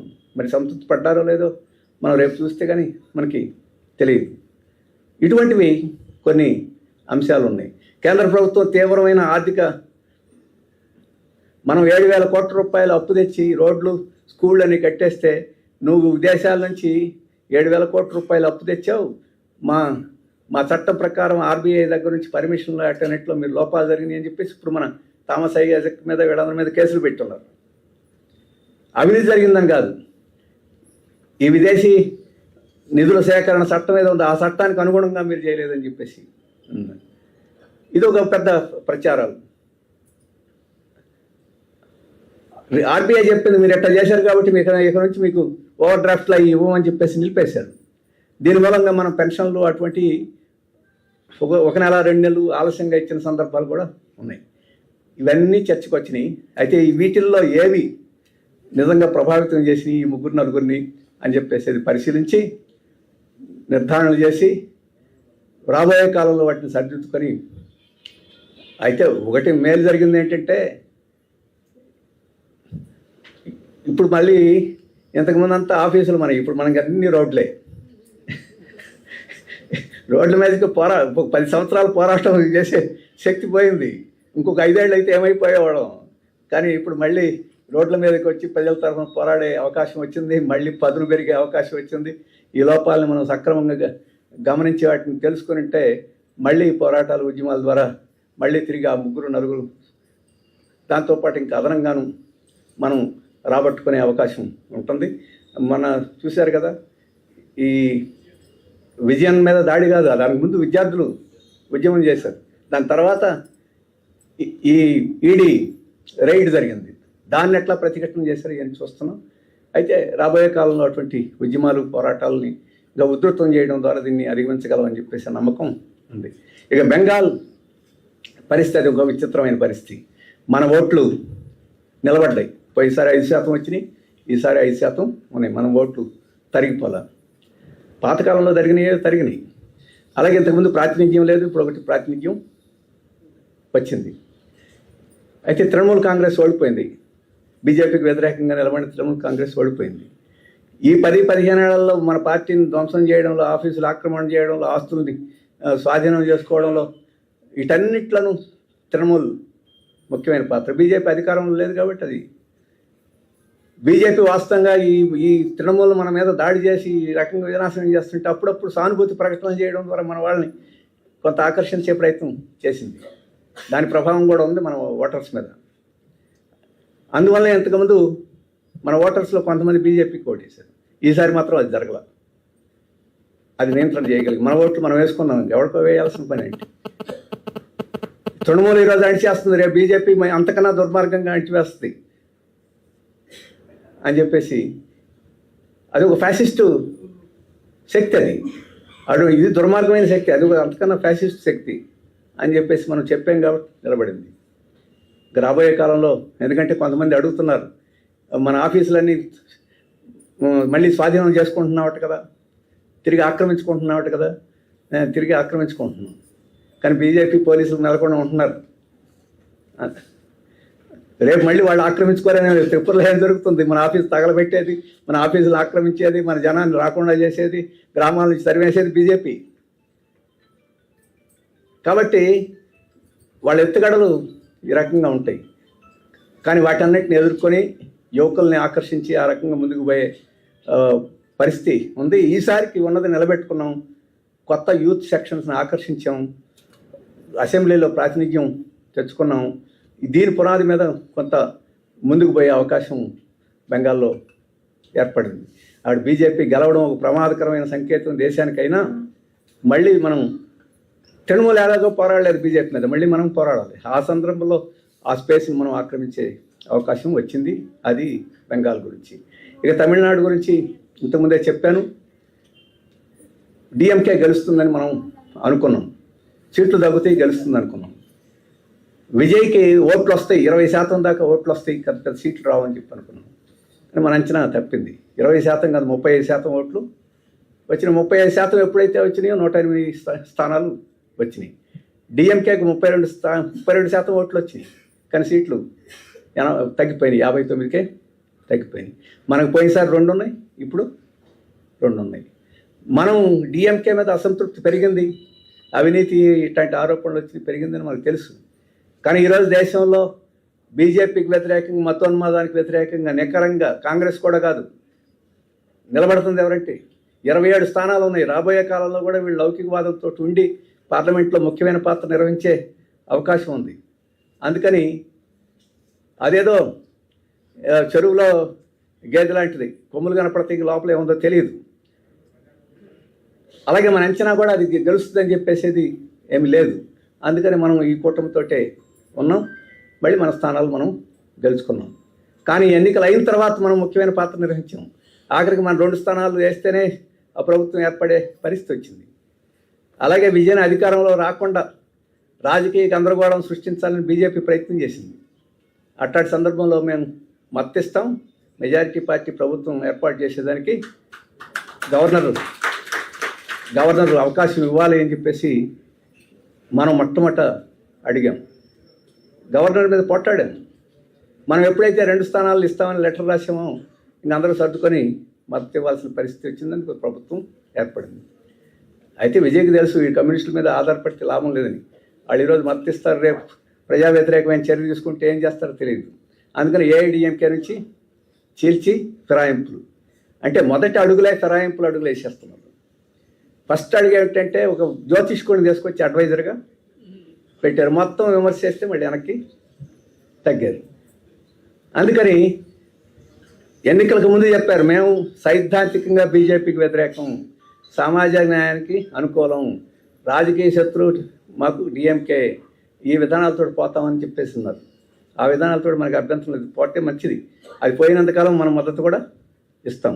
కానీ లౌకికవాదం విషయంలో రాజీ పడినా, ప్రజల యొక్క ప్రయోజనాల కోసం రాజీ పడినా మనం చెప్పాం మా మద్దతు ఇవ్వం. అందుకని ఒక్కొక్క సందర్భాన్ని బట్టే మేము ఒక నిర్ణయం తీసుకుంటాం. మీకు శాశ్వతమైన ముద్ర వేసే వాళ్ళం కాదని చెప్పేసి మనం చెప్పాం.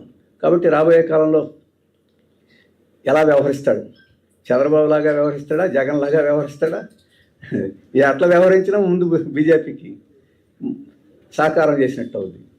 కాబట్టి ఈ రాజకీయాల్లో ఈ పార్టీ యొక్క కొత్త పార్టీ యొక్క స్వభావం ఇవాళ మనం కూడా ముద్ర వేసి ఇది బాగలేదు ఇది బాగుందని చెప్పగలిగిన పరిస్థితి కాదు.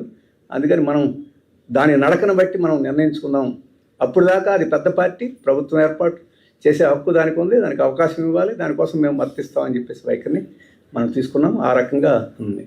అలాగే పుదుచ్చేరిలో ఒక స్థానం గెలిచాం మనం. పుదుచ్చేరిలో మన రాష్ట్రంలో యానాం ఉన్నట్టే కేరళలో మాహే అనే ప్రాంతం ఉంది. ఆ మాహేలో మనం పోటీ పెట్టి మన పార్టీ సభ్యుడు ఎమ్మెల్యేగా పుదుచ్చేరిలో ఒకసారి గెలిచాం. ఇవి అసెంబ్లీ ఎన్నికలకు సంబంధించి. ఏమైనా వామపక్షం ఒక ప్రభుత్వంలో లేకపోవడం అనేది దేశ రాజకీయాల్లో ఒక లోటుగా ఉంది. దాని గురించి మనం చేయగలిగిందే లేదు. రాబోయే కాలంలో ఉద్యమాలు, పోరాటాలు ఇంకా ఉధృతం చేయడంలో ఆ లోటు పూర్తి చేసుకోవాల్సి ఉంటుంది. ఈ సందర్భంలో కాంగ్రెస్ తన పాత్ర నిర్వహించడం లేదు. కేరళలో బీజేపీని వదిలేసి బీజేపీని డిమాండ్ చేసింది. బీజేపీ మీరెందుకు విజయాన్ని అరెస్ట్ చేయలేదని. మనం ఇండియా బ్లాక్లో మనం అందరం కలిసి బీజేపీ మీద పోట్లాడతామని చెప్తుంటాం. ఇక్కడికి వచ్చేసి బీజేపీని అడుగుతున్నాడు అరెస్ట్ చేయమని. నన్ను ఎందుకు అరెస్ట్ చేయలేదని అడిగితే బాగుండేది. రాహుల్ గాంధీని వాళ్ళ మీద కూడా ఈడీ దాడి చేసింది కదా, నన్ను కేజ్రీవాల్ లాగా జైల్లో ఎందుకు ఉంచలేదు మీరు అని అడిగితే బాగుండేది. ఇప్పుడు విజయన్ని అరెస్ట్ చేయమని చెప్పేసి పట్ల అక్కడ క్యాంపెయిన్ చేశారు. అలాగే అస్సాంలో అట్లా హరాకిరే చేశారు.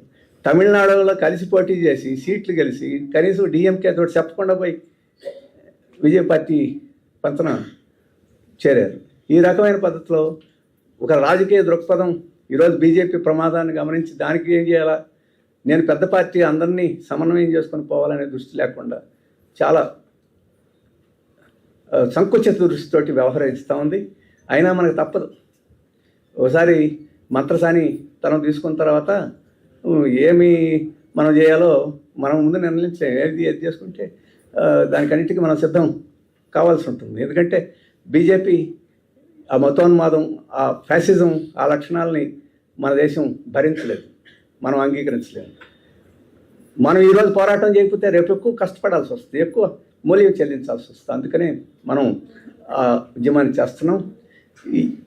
చివరికి నేను చెప్పేది ఏంటంటే, ఈరోజు ప్రపంచవ్యాప్తంగా అభివృద్ధి నిరోధక శక్తులే ప్రధానమైన శక్తిగా ఉన్నాయి, అసంతృప్తిని ఉపయోగించుకుంటున్నాయి. అందుకని మన కామ్రేడ్స్ చాలామంది అడిగేది ఏంటంటే, ఈ అభ్యుదయ శక్తులు కమ్యూనిస్టులు వీళ్ళు క్రమక్రమేణా బలహీనపడిపోతున్నారండి. ఈ మనం ఏదైతే ప్రమాదకరమని ఉంటున్నా అయ్యే బలపడుతున్నాయి, మనకి మంచి రోజులు వస్తాయా అని చెప్పేసి అంటుంటారు. మనకు మంచి రోజులు వస్తున్నాయి అంటే మనం ఉన్నప్పుడే మంచి రోజులు వస్తాయా అనే ప్రశ్న అయితే చెప్పలేము. ఎందుకంటే కానీ మంచి రోజులు రావని చెప్పేసి మీరు అనుకుంటే పొరపాటు. ఎందుకంటే అకస్మాత్తుగా విజయ్ అధికారానికి వస్తామని మీరు నేను అనుకున్నా, లేకపోతే నేపాల్లో తల్లెరిగిన వాళ్ళందరూ బోల్తా పడిపోయి ఇప్పుడు కొత్త వాళ్ళు అధికారానికి వస్తామనుకున్నారు. శ్రీలంకలో పెరుమాణ్ పార్టీ అది అధికారానికి వస్తుందని చెప్పేసి ఆ వారం రోజుల్లో తేల్చేశారు.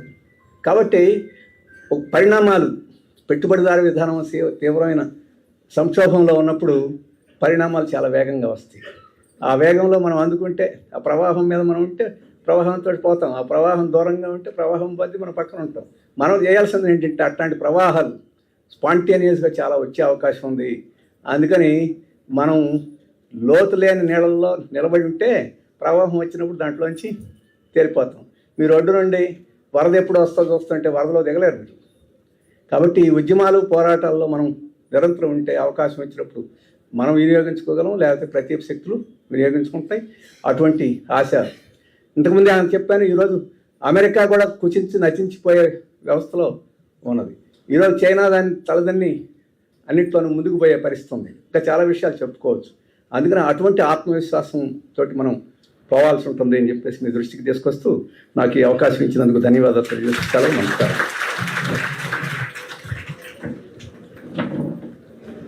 రావుల గారికి ధన్యవాదాలు.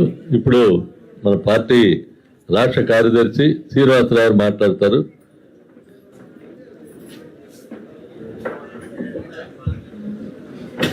కాబట్టి కూర్చోండి.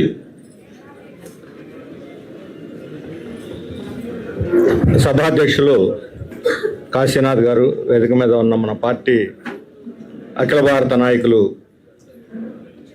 కమ్రేడ్ బివి రాఘవులు గారు, అలాగే బాబురావు, రమణ, ఇతర మిత్రులు, సోదరులారా, సోదరిమణులారా, చాలా విషయాలు ఈరోజు మన దేశాన్ని, ప్రపంచాన్ని వేధిస్తున్నటువంటి అనేక సమస్యలు, దాని పట్ల సిపిఎం వైఖరి, మన భవిష్యత్తు ఎలా ఉండాలో కూడా మార్గనిర్దేశం చేస్తూ కమ్రేడ్ రాఘవులు గారు మాట్లాడారు.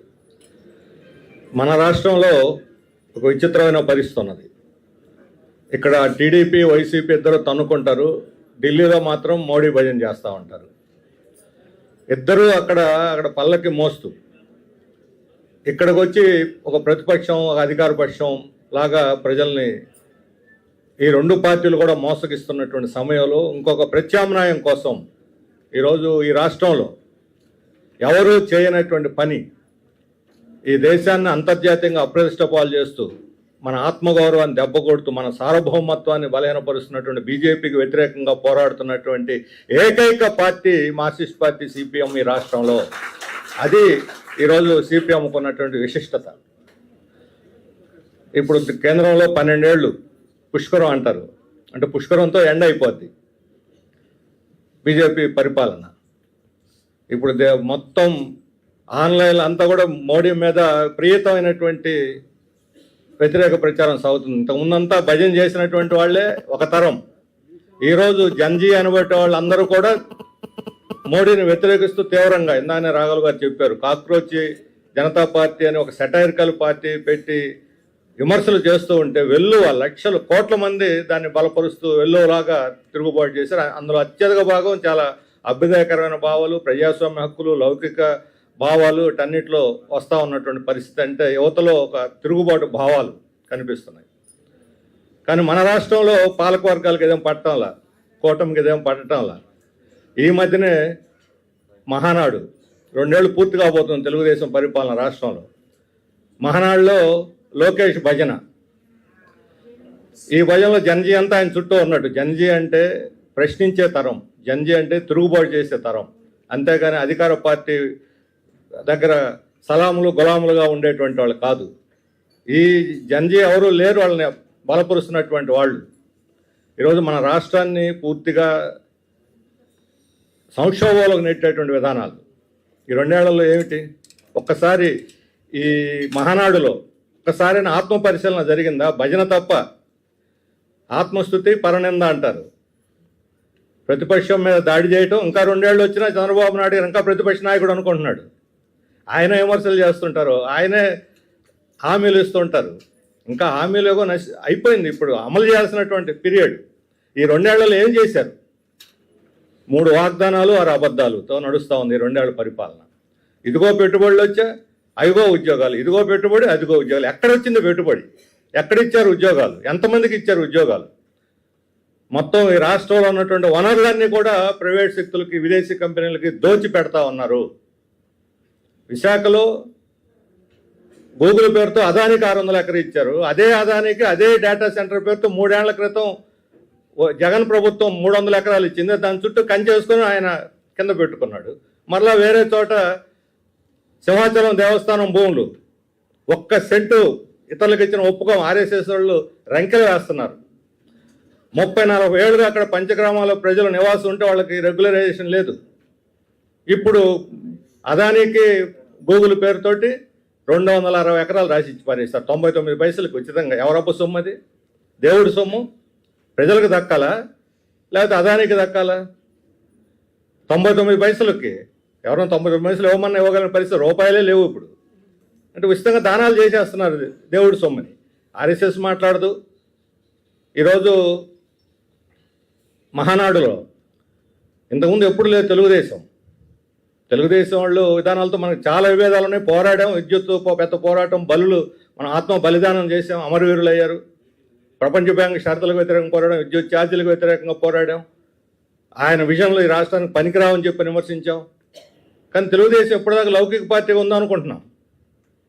ఈ మహానాడులో అధికారితంగా హిందూ ధర్మ రక్షణ పేరుతో ఈరోజు మతోన్మాదం భుజాన్ని వేసుకొని ఆర్ఎస్ఎస్ జెండా మోస్తున్నది, ఈ రాష్ట్రం యొక్క పరువు తీస్తా ఉన్నది తెలుగుదేశం ప్రభుత్వం. ఇది రాబోయేటువంటి ప్రమాదం చిహ్నం. ఆర్ఎస్ఎస్ ఎజెండాని తెలుగుదేశం భుజాన వేసుకోవటం అనేది ఈరోజు లౌకికవాదానికి, ఫెడరలిజానికి, రాజ్యాంగానికి మన రాష్ట్రంలో వస్తున్నటువంటి ప్రమాదకరమైనటువంటి ముప్పు. దీన్ని రాష్ట్ర ప్రజలుగా తెలుగుదేశం వాళ్ళు కూడా ఈరోజు మైనార్టీలను ఉద్ధరిస్తూ ఉంటారు. కడపలో ఆర్ఎస్ఎస్ విశ్వ హిందూ పరిషత్ వాళ్ళు చిచ్చు పెడితే తెలుగుదేశం వాళ్ళు పోయి విశ్వ హిందూ పరిషత్ భుజం కాస్తారు. అక్కడ వైఎస్ఆర్ పార్టీ ఏం మాట్లాడదు. అక్కడ మోడీకి ఇద్దరు సపోర్ట్ చేస్తారు. ఆకివీళ్ళలో దళితుల మీద దాడి చేస్తే రామకృష్ణరాజు అక్కడ వైఎస్ఆర్ టీడీపీ ఇద్దరు ఏకమై మున్సిపాలిటీలో తీర్మానం చేశారు. అది దళితులది కాదు, మాది అనే ఆ దేవాలయం దళితుల గుడిని కూడగొట్టి రామాలయం కడతాడట. దానికి టీడీపీ వైఎస్ఆర్ మున్సిపల్ కౌన్సిల్లో తీర్మానం ఏకగ్రీవంగా చేశారు. ఒక్క ఆమె ఆ లోకల్ కార్పొరేటర్ తప్ప. ఇదేనా అధికార పక్షం చేయాల్సిన పని? ఇదేనా ఫెడరల్ లౌకికవాదాన్ని కాపాడే తీరు? ఇదేనా దళితులకు రక్షణ? ఇదేనా మైనార్టీలకు రక్షణ? అంటే ఈ రకమైనటువంటి పరిపాలన ఈరోజు మన రాష్ట్రంలో సాగుతుంటే ఇది ప్రత్యామ్నాయం కోసం ఆలోచించాల్సినటువంటి ఒక తరుణం యువతరం ముందు వచ్చింది. ఈరోజు ఈ మహానాడులో మహిళా రిజర్వేషన్లు అమలు జరుగుతాం. తెలుగుదేశం పార్టీ తరఫున 33% ఇస్తారట. మనం పోరాడుతున్న దేనికోసం? పార్లమెంటు, అసెంబ్లీలో 33% రావాలి. ఏ సీట్లో ఎవరు పోటీ చేసినా మహిళే పోవాలి. ఏ పార్టీ గెలిచినా మహిళే పోవాలి పార్లమెంట్, అసెంబ్లీకి. అది రిజర్వేషన్ల యొక్క ఉద్దేశం. వీళ్ళ పార్టీ పెట్టి ఓడిపోయే సీట్లు 33% ఇస్తే ఎంతమంది పోతారు? అన్నిటికన్నా ముఖ్యమైనది 2029లో మేము మహిళా రిజర్వేషన్ అమలు జరుపుతామని కొండ బద్దలు కొట్టినట్టు చెబుతూ ఆ పార్టీ మహిళలతో ఊరేగింపులు చేసి ప్రగల్భాలు పలికి ఇప్పుడు అది అమలు జరగదు 2029కి మేము ఇస్తాం సీట్లు అంటారు. ఇది రొమ్మ మోసం కాదా ఇది? వాళ్ళు ఇచ్చేది ఏమిటంటే నువ్వు చట్టం కోసం, అమలు కోసం పోరాడతావా లేదా? దాని గురించి ప్రస్తావన లేదంటే మేము పోరాడం, అమలు కోసం అమలు చేయం, మేము మా పార్టీలో సీట్లు ఇసుకుంటాం. ఇది మోసం చేయటం కదా మహిళల్ని? ఎక్కడి నుంచి బయలుదేరి ఎక్కడికి పోతాం తెలుగుదేశం ఈరోజు? అందువల్ల ఈ మహానాడు అంతా కూడా మహా మోసంగా మారిపోయింది. ప్రజలను మోసం చేయటానికి. ఏంటి 2 ఏళ్ల పరిపాలనలో రాష్ట్రంలో వనరులన్నీ కర్నూలు జిల్లాలో బంగారు గనులు ఆస్ట్రేలియా కంపెనీ పరం చేశారు. ప్రకాశం జిల్లా ఐరన్ ఓర్ జిందాల్ కంపెనీ పరం చేశారు. కృష్ణా జిల్లాలో బందరు మన ఆయిల్ కంపెనీని, ఆయిల్ రాబోతున్నది, దాన్ని వేదాంతకి ఇచ్చేశారు. కేజీ బేసిన్ గోదావరిలో అంబానీకి ఇచ్చేశారు. ఈరోజు పెట్రోల్ డీజిల్ ధరలు పెరుగుతున్నాయి, గ్యాస్ దొరకటం లేదు, ప్రజలందరూ గగ్గోలు పెడుతుంటే కనీసం మన రాష్ట్రంలో మనకున్నటువంటి వనరులను కాపాడుకుంటే వేల కోట్ల రూపాయల సంపద మన రాష్ట్ర ప్రజలకు దొరుకుతుంది. ఒక్క గ్యాస్లో, కేజీ బేసిన్లో గ్యాస్ వల్ల పార్లమెంటరీ స్టాండింగ్ కమిటీ చెప్పింది, 12th ఫైనాన్స్ కమిటీ చెప్పింది, మనం ఆ గ్యాస్ను అమ్ముకుంటే ప్రజలకి 200 రూపాయలకి గ్యాస్ ఇవ్వచ్చు, 10,000 కోట్ల రూపాయలు ప్రభుత్వానికి ఆదాయం వస్తుంది. దాని అంతా కూడా అంబానీకి అప్పచెప్పేశారు. ఈ రకంగా రాష్ట్రంలో ఉండేటువంటి వనరులు అన్నీ కూడా విదేశీ కంపెనీలకి రాబోయే 2-3 ఏళ్లలో కడప జిల్లా, మన తిరుపతి జిల్లాలో మంగంపేట హాట్ ప్లేసు ఫ్యాక్షనలిజానికి మద్దతులు చేసుకునేటువంటిది. ఆ బైరైటీస్ 60 లక్షల టన్నులు 3 ఏళ్లలో తీసి ఒక ప్రైవేట్ కంపెనీ, ఎంప్రాయిడ్ అనేటువంటి కంపెనీ విదేశాలకు ఎగుమతి చేసేస్తూ ఉంది. శాండ్ బీచ్ అంతా కూడా విలువైనటువంటి సంపద మన సముద్ర తీరంలో ఉన్నది, దాన్ని మొత్తం విదేశాలకు అమ్మేస్తూ ఉన్నారు. 3-4 ఏళ్లలో మన వనరులను హరించుకుపోతే ఇక్కడ ఏమిటి అభివృద్ధి అయ్యేది ఏమిటి, సంపద పెరిగేది ఏమిటి? ఈ రాష్ట్రాన్ని తాకట్టు పెడుతున్నారా, అభివృద్ధి చేస్తున్నారా? విదేశీ కంపెనీలు తాకట్టు పెడతా ఉన్నారు, మన వనరులని దోచి పెడతా ఉన్నారు, మన భూములు, మన నీళ్లు, మన చివరికి సూర్యరశ్మిని సైతం మనకు తక్కువ చేస్తూ ఉంది ఈ ప్రభుత్వం. అందుకని మన వనరులు మనం కాపాడుకోవటానికి మనం రాబోయే తరం, ఈ తరం జంజీ అనేటువంటి తరం, యువతరం పోరాడాలి. మన వనరులు మనకే, మన గ్యాస్ మనకే, మన హక్కులను కాపాడుకోవాలి. రాష్ట్రం హక్కుల్ని మన మీద భారాలు వేస్తూ మనం చూస్తూ ఊరుకోకూడదు అని చెప్పని మనం పోరాటానికి సిద్ధం కావాలని చెప్పి కోరుతున్నాం. అందుకని వామపక్ష పార్టీలు ఈరోజు తన బాధ్యతగా ఇక్కడ మనకి ఓట్లు సీట్లు ఎన్ని ఉన్నాయని కాదు, ప్రభుత్వ విధానాలను సవాలు చేసి ప్రజలను సమీకరించేటువంటి శక్తి ఒక వామపక్ష పార్టీలుగా ఉంది ఈ రాష్ట్రంలో. అందుకనే రేపు 9వ తేదీ రాష్ట్ర వ్యాప్తంగా గ్యాస్, పెట్రోల్ ధరలు తగ్గించాలని రాస్తారోకోలు పెడుతున్నాం. హైవేలు కావచ్చు, మెయిన్ రోడ్లు కావచ్చు, ఎక్కడంటే అక్కడ ప్రజలు వీధుల్లోకి వచ్చి దీనికి ప్రతిఘటనకు సిద్ధం కావాలని చెప్పి మేము విజ్ఞప్తి చేస్తా ఉన్నాం. మన డిమాండ్లు 3 డిమాండ్స్.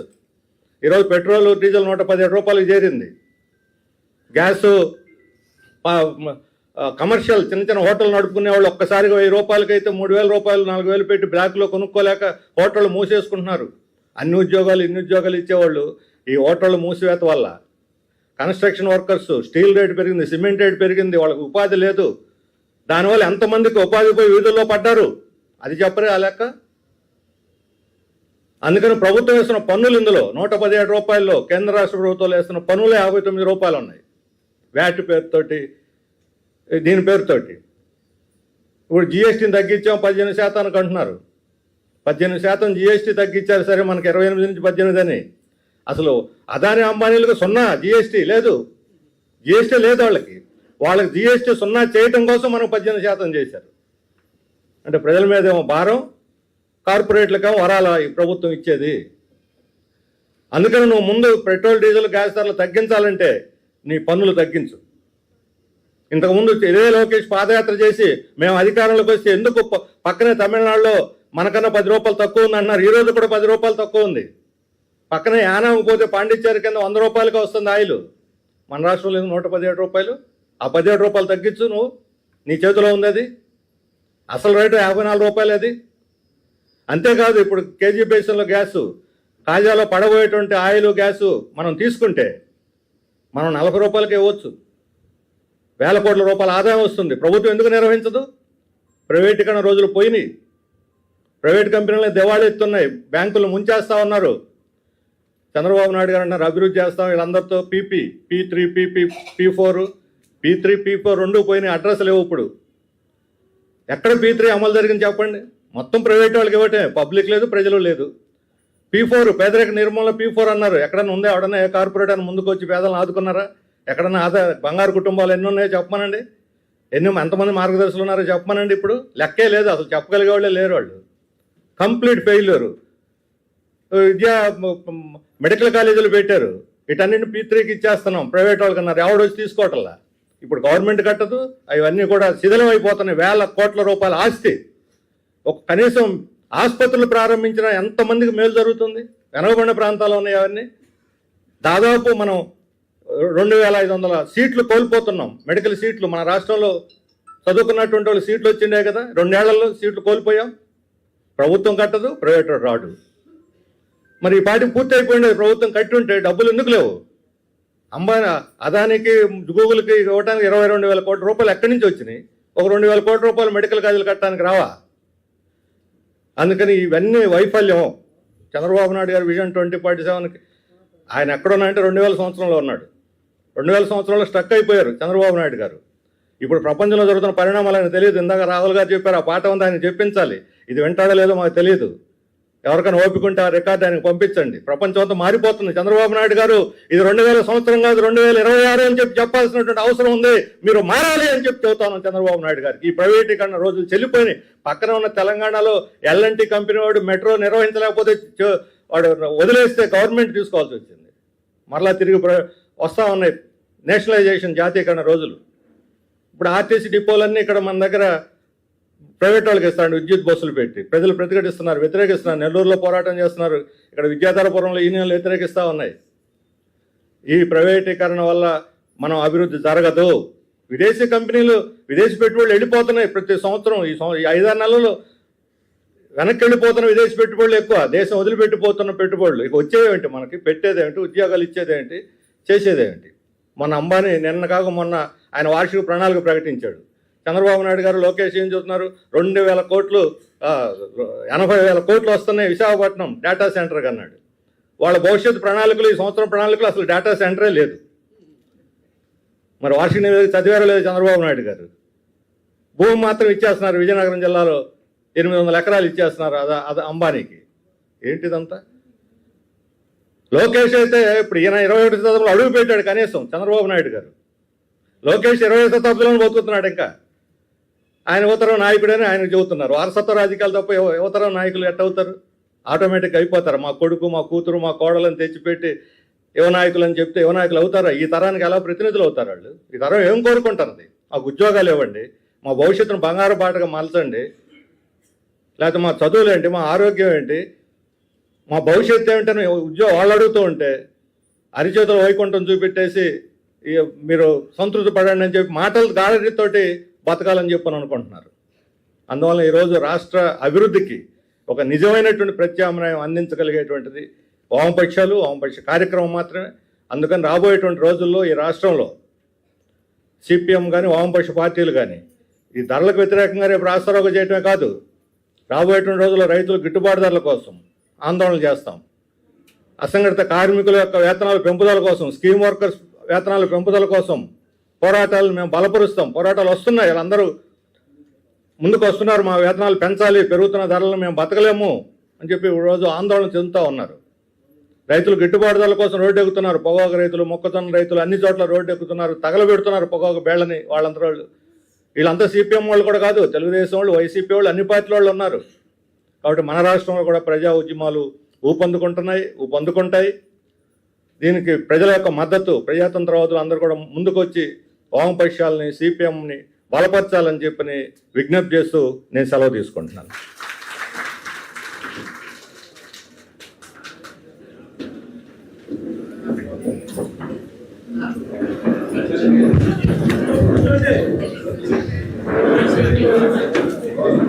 శ్రీనివాస్ గారికి ధన్యవాదాలు.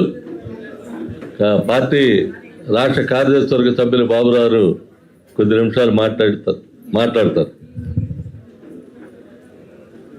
అధ్యక్షులు, వేదిక మీద మన నాయకులకి, ఆదరణ మిత్రులందరికీ కూడా చాలా విషయాలు చెప్పారు.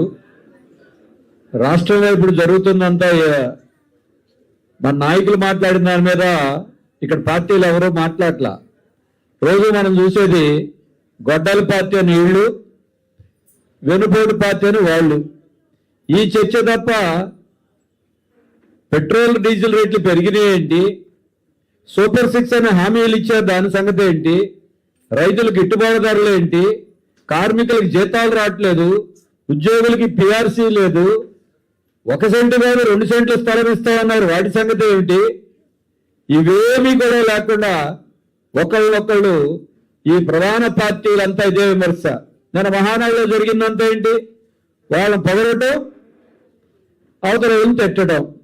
లోకేష్ గారి గురించి మాట్లాడారు. నేను మహానాడులో ఒక ఉపన్యాసకుడు మాట్లాడాడు, లోకేష్ గారి కొడుకు దేవాంశం చూస్తా ఉంటే ఎన్టీ రామారావు గుర్తొస్తున్నాడనే దాంట్లో ఆయన కూడా ఇప్పుడు లోకేష్ కొడుకును కూడా మానవులు ఒక రాష్ట్రంలో పార్టీగా ఉండి రాష్ట్రంలో ఉన్న ప్రజల సమస్యలకి పరిష్కారం ఏంటో చూపాల్సిన పార్టీ యొక్క మహానాడులో చర్చలు ఇవన్నీ చూస్తున్నాం. వీళ్ళు గొడ్డల పార్టీ లేకపోతే వెన్నుపోటు పార్టీ కానీ గతంలో చూసాం, ఇవాళ చూస్తున్నాం. ఈ పార్టీలన్నీ కత్తెర పార్టీ లాగా మారిపోయినాయి. ఏం లేదు, ప్రజల జేబులకు కత్తెర. పెట్రోల్ డీజిల్ రేట్లు పెంచడం అంటే డబుల్ ఇంజను ట్రిపుల్ ఇంజను ఈ మూడు కలిసిన తర్వాత మనకి ఏం కనబడుతుంది? కరెంటు ఛార్జీలు ₹13 పైసలు తగ్గించామన్నారు. ఎవరికైనా కరెంటు బిల్లు తగ్గిందా? మొత్తం కరెంటు పేరుతో దోపిడీ అంతకుముందు ప్రభుత్వం చేస్తే ఈ ప్రభుత్వం అదే చేస్తా ఉంది. 5 లక్షల ఎకరాలని కార్పొరేట్ సంస్థలకి ఇక్కడ పంపిణీ చేసేశారు. పేదవాళ్ళకి ఇవ్వడానికి మాత్రం స్థలం దొరకట్లా. రాజధానిలో స్థలం ఇచ్చారు, ఇవాళ మేము వచ్చి క్యాన్సిల్ చేసామన్నారు. పోనీ రాజధానిలో క్యాన్సిల్ చేశారు. ఆ 50,000 ప్లాట్లు పేదవాళ్ళకి అక్కడ కేటాయించే ప్రత్యామ్నాయం ఉందా? ఎంతవరకు లేదు. గత ప్రభుత్వంలో కాగితాలు ఇచ్చారు, డబ్బులు వసూలు చేశారు. ఈ ప్రభుత్వంలో ఇంతవరకు దిక్కుమొక్కు ఎమ్మెల్యేలు ప్రజా దర్బార్లు పెట్టి కాగితాలు మాత్రం తీసుకున్నారు. 2 ఏళ్ళకి దిక్కుమొక్కు లేని పరిస్థితి ఏర్పడింది. అందుకే ఇవాళ ప్రధాన ప్రజా సమస్యల మీద పక్కదారి పట్టించి ప్రజల యొక్క కళ్ళు గప్పే పని వీళ్ళు చేస్తున్నారు. ఏమంటే మీరు వామపక్షాలు పోరాటాలు కమ్యూనిస్టులు సిపిఎం చేస్తే ఏమవుతుంది అన్నారు. నిజమే, ఓట్లు తగ్గచ్చు, బలం తగ్గచ్చు, కానీ పోరాడే సత్తా ఉంది. మీరు వాళ్ళ ప్రధాన పార్టీ అధికార పార్టీకి వ్యతిరేకంగా 40% ఓట్లు ఉన్నాయని వైసీపీ చెప్తా ఉంది. రాష్ట్రంలో అన్ని మేమేం చెప్తున్నారు. ఈ విజయవాడలో మీకు తెలుసు, పాత బస్టాండ్ స్థలాన్ని 4.5 ఎకరాల స్థలాన్ని లూలు కంపెనీకి షాపింగ్ మాల్ కోసం ఇస్తే దాని మీద పోరాడి ఇవాళ జీవో రద్దు అయిందంటే ప్రజల ఉద్యమాల వల్ల సాధ్యపడింది. సిపిఎం కానీ వామపక్షాలు కానీ మిగిలిన వాళ్ళ అందరూ కూడా అండగా నిలబడబట్టే. గత ప్రభుత్వంలో కూడా మీరు చూశారు, చెత్త మీద కూడా పన్ను వేస్తే చెత్త పన్ను కట్టద్దు అని రాష్ట్ర వ్యాప్తంగా పోరాడి రాష్ట్రంలో కూడా చెత్త పన్ను లేకుండా అయినట్టే ప్రజా ఉద్యమాలు ఉండబట్టే ఇది సాధ్యపడింది. నిన్న మొన్న మున్సిపల్ కార్మికులకి 20వ తారీఖు వచ్చిన జీతాలు ఇవ్వకపోతే పోరాడితే వాళ్ళ జీతాలు పెంచడం కాదు, ఉన్న జీతం ఇవ్వాలన్నా పోరాడాలి. గవర్నమెంట్ ఆసుపత్రిలోకి వెళ్తే 3 నెలలు కాంట్రాక్ట్ కార్మికులు జీతాలు ఇవ్వకపోతే అక్కడ నిలబడింది మళ్ళీ ఎర్ర జెండానే. అందుకే ఇది ఒక్కడే విజయవాడ గురించే మాట్లాడలా, రాష్ట్రంలో మీరు ఎక్కడైనా మీరు చూడండి. అటువంటి సమస్యల మీద దేశమంతా రాష్ట్రమంతా పోరాటం చేస్తా ఉన్నాం. ఈ పోరాటాలు కొన్ని సందర్భాల్లో విజయాలు రావచ్చు, కొన్ని సందర్భాల్లో రాకపోవచ్చు. కానీ ఈ ప్రభుత్వం ఏం చెప్తోంది? నిన్నటిదాకా చంద్రబాబు నాయుడు గారు ఏమన్నారు? సంపద సృష్టిస్తాను, ఆ సంపద మీ అందరికీ పంచుతానన్నాడు. ఇవాళ ఏమన్నాడు? సంపద జీతాలు కాదంట, ఇళ్ళు కాదంట, మీరు పిల్లల్ని కానండి, 3 కంటే 30,000, 4 కంటే 40,000, అదే మీ సంపద. ఈ సంపద అని చెప్తారు. ఉన్న ఒకరిద్దరిని సాగటం అలాగా నువ్వు ఇచ్చే 30,000 అందరూ అడుగుతున్నారు. వాళ్ళ సాగటం సంగతి కాదు, వాళ్ళ డైపర్లకైనా 30,000 సరిపోతాయా? ఆసుపత్రికి వెళ్తే కాన్పుకైనా సరిపోతాయా? ఉన్నటువంటి వాళ్ళ పిల్లల సంగతి, వాళ్ళకి మరి ఉన్న స్థితిలో వాళ్ళకి స్కూళ్ళు ఎక్కడ, హాస్పిటల్ ఎక్కడ, వాళ్ళ సౌకర్యాలు ఎక్కడ, వీటి గురించి పట్టించుకోకుండా జనాభా గురించి మాట్లాడి ప్రజల దృష్టిని మళ్లించే ప్రయత్నాలు చేస్తా ఉన్నారు. ఇదే కాదు, ఇవాళ ఇన్ని సమస్యలు ఉంటే మనం చూస్తున్నాం. రాష్ట్రంలో టీవీల్లో పేపర్లో ఇవాళ ఏం జరుగుతున్నాయి? ప్రొఫెసర్ నాగేశ్వర్ గారు టీవీలో మాట్లాడారు కాబట్టి ఆయన మీద కేసు. ఆయన మాట్లాడింది నేను ఎక్కడో విన్నానని చెప్పింది కరెక్టా కాదని రకరకాలుగా మాట్లాడచ్చు, కానీ ఖండించవచ్చు తప్పైతే. కానీ ఒక మాట్లాడినటువంటి జర్నలిస్టుల మీదైనా, ప్రజాతంత్రవాదుల మీదైనా, సాధారణ ప్రజల మీదైనా కేసులు పెట్టి అరెస్ట్ చేస్తామనేటువంటి బెదిరింపులు చేయడం. అంతకుముందు టీడీపీ ఏం చెప్పింది? ఇక్కడ గతంలో ఒక జర్నలిస్ట్ మీద కేసు పెట్టి ఇదే రకంగా వైసీపీ ప్రభుత్వం చేస్తున్నారు. మీరేం చేస్తున్నారు ఇవాళ? కానీ ఆయన ఏం మాట్లాడారు సార్ పక్కన పెడదాం. కానీ ఒకటి మాత్రం నిజం కదా, ఇందాకే శ్రీనివాసరావు గారు చెప్పారు, ఈ రాష్ట్రంలో అధికార మిత్రపక్షం బీజేపీకి తెలుగుదేశం జనసేన, అనధికార మిత్రపక్షం వైసీపీ. ఇది నిజమా కాదా? దీని సంగతి చెప్పండి.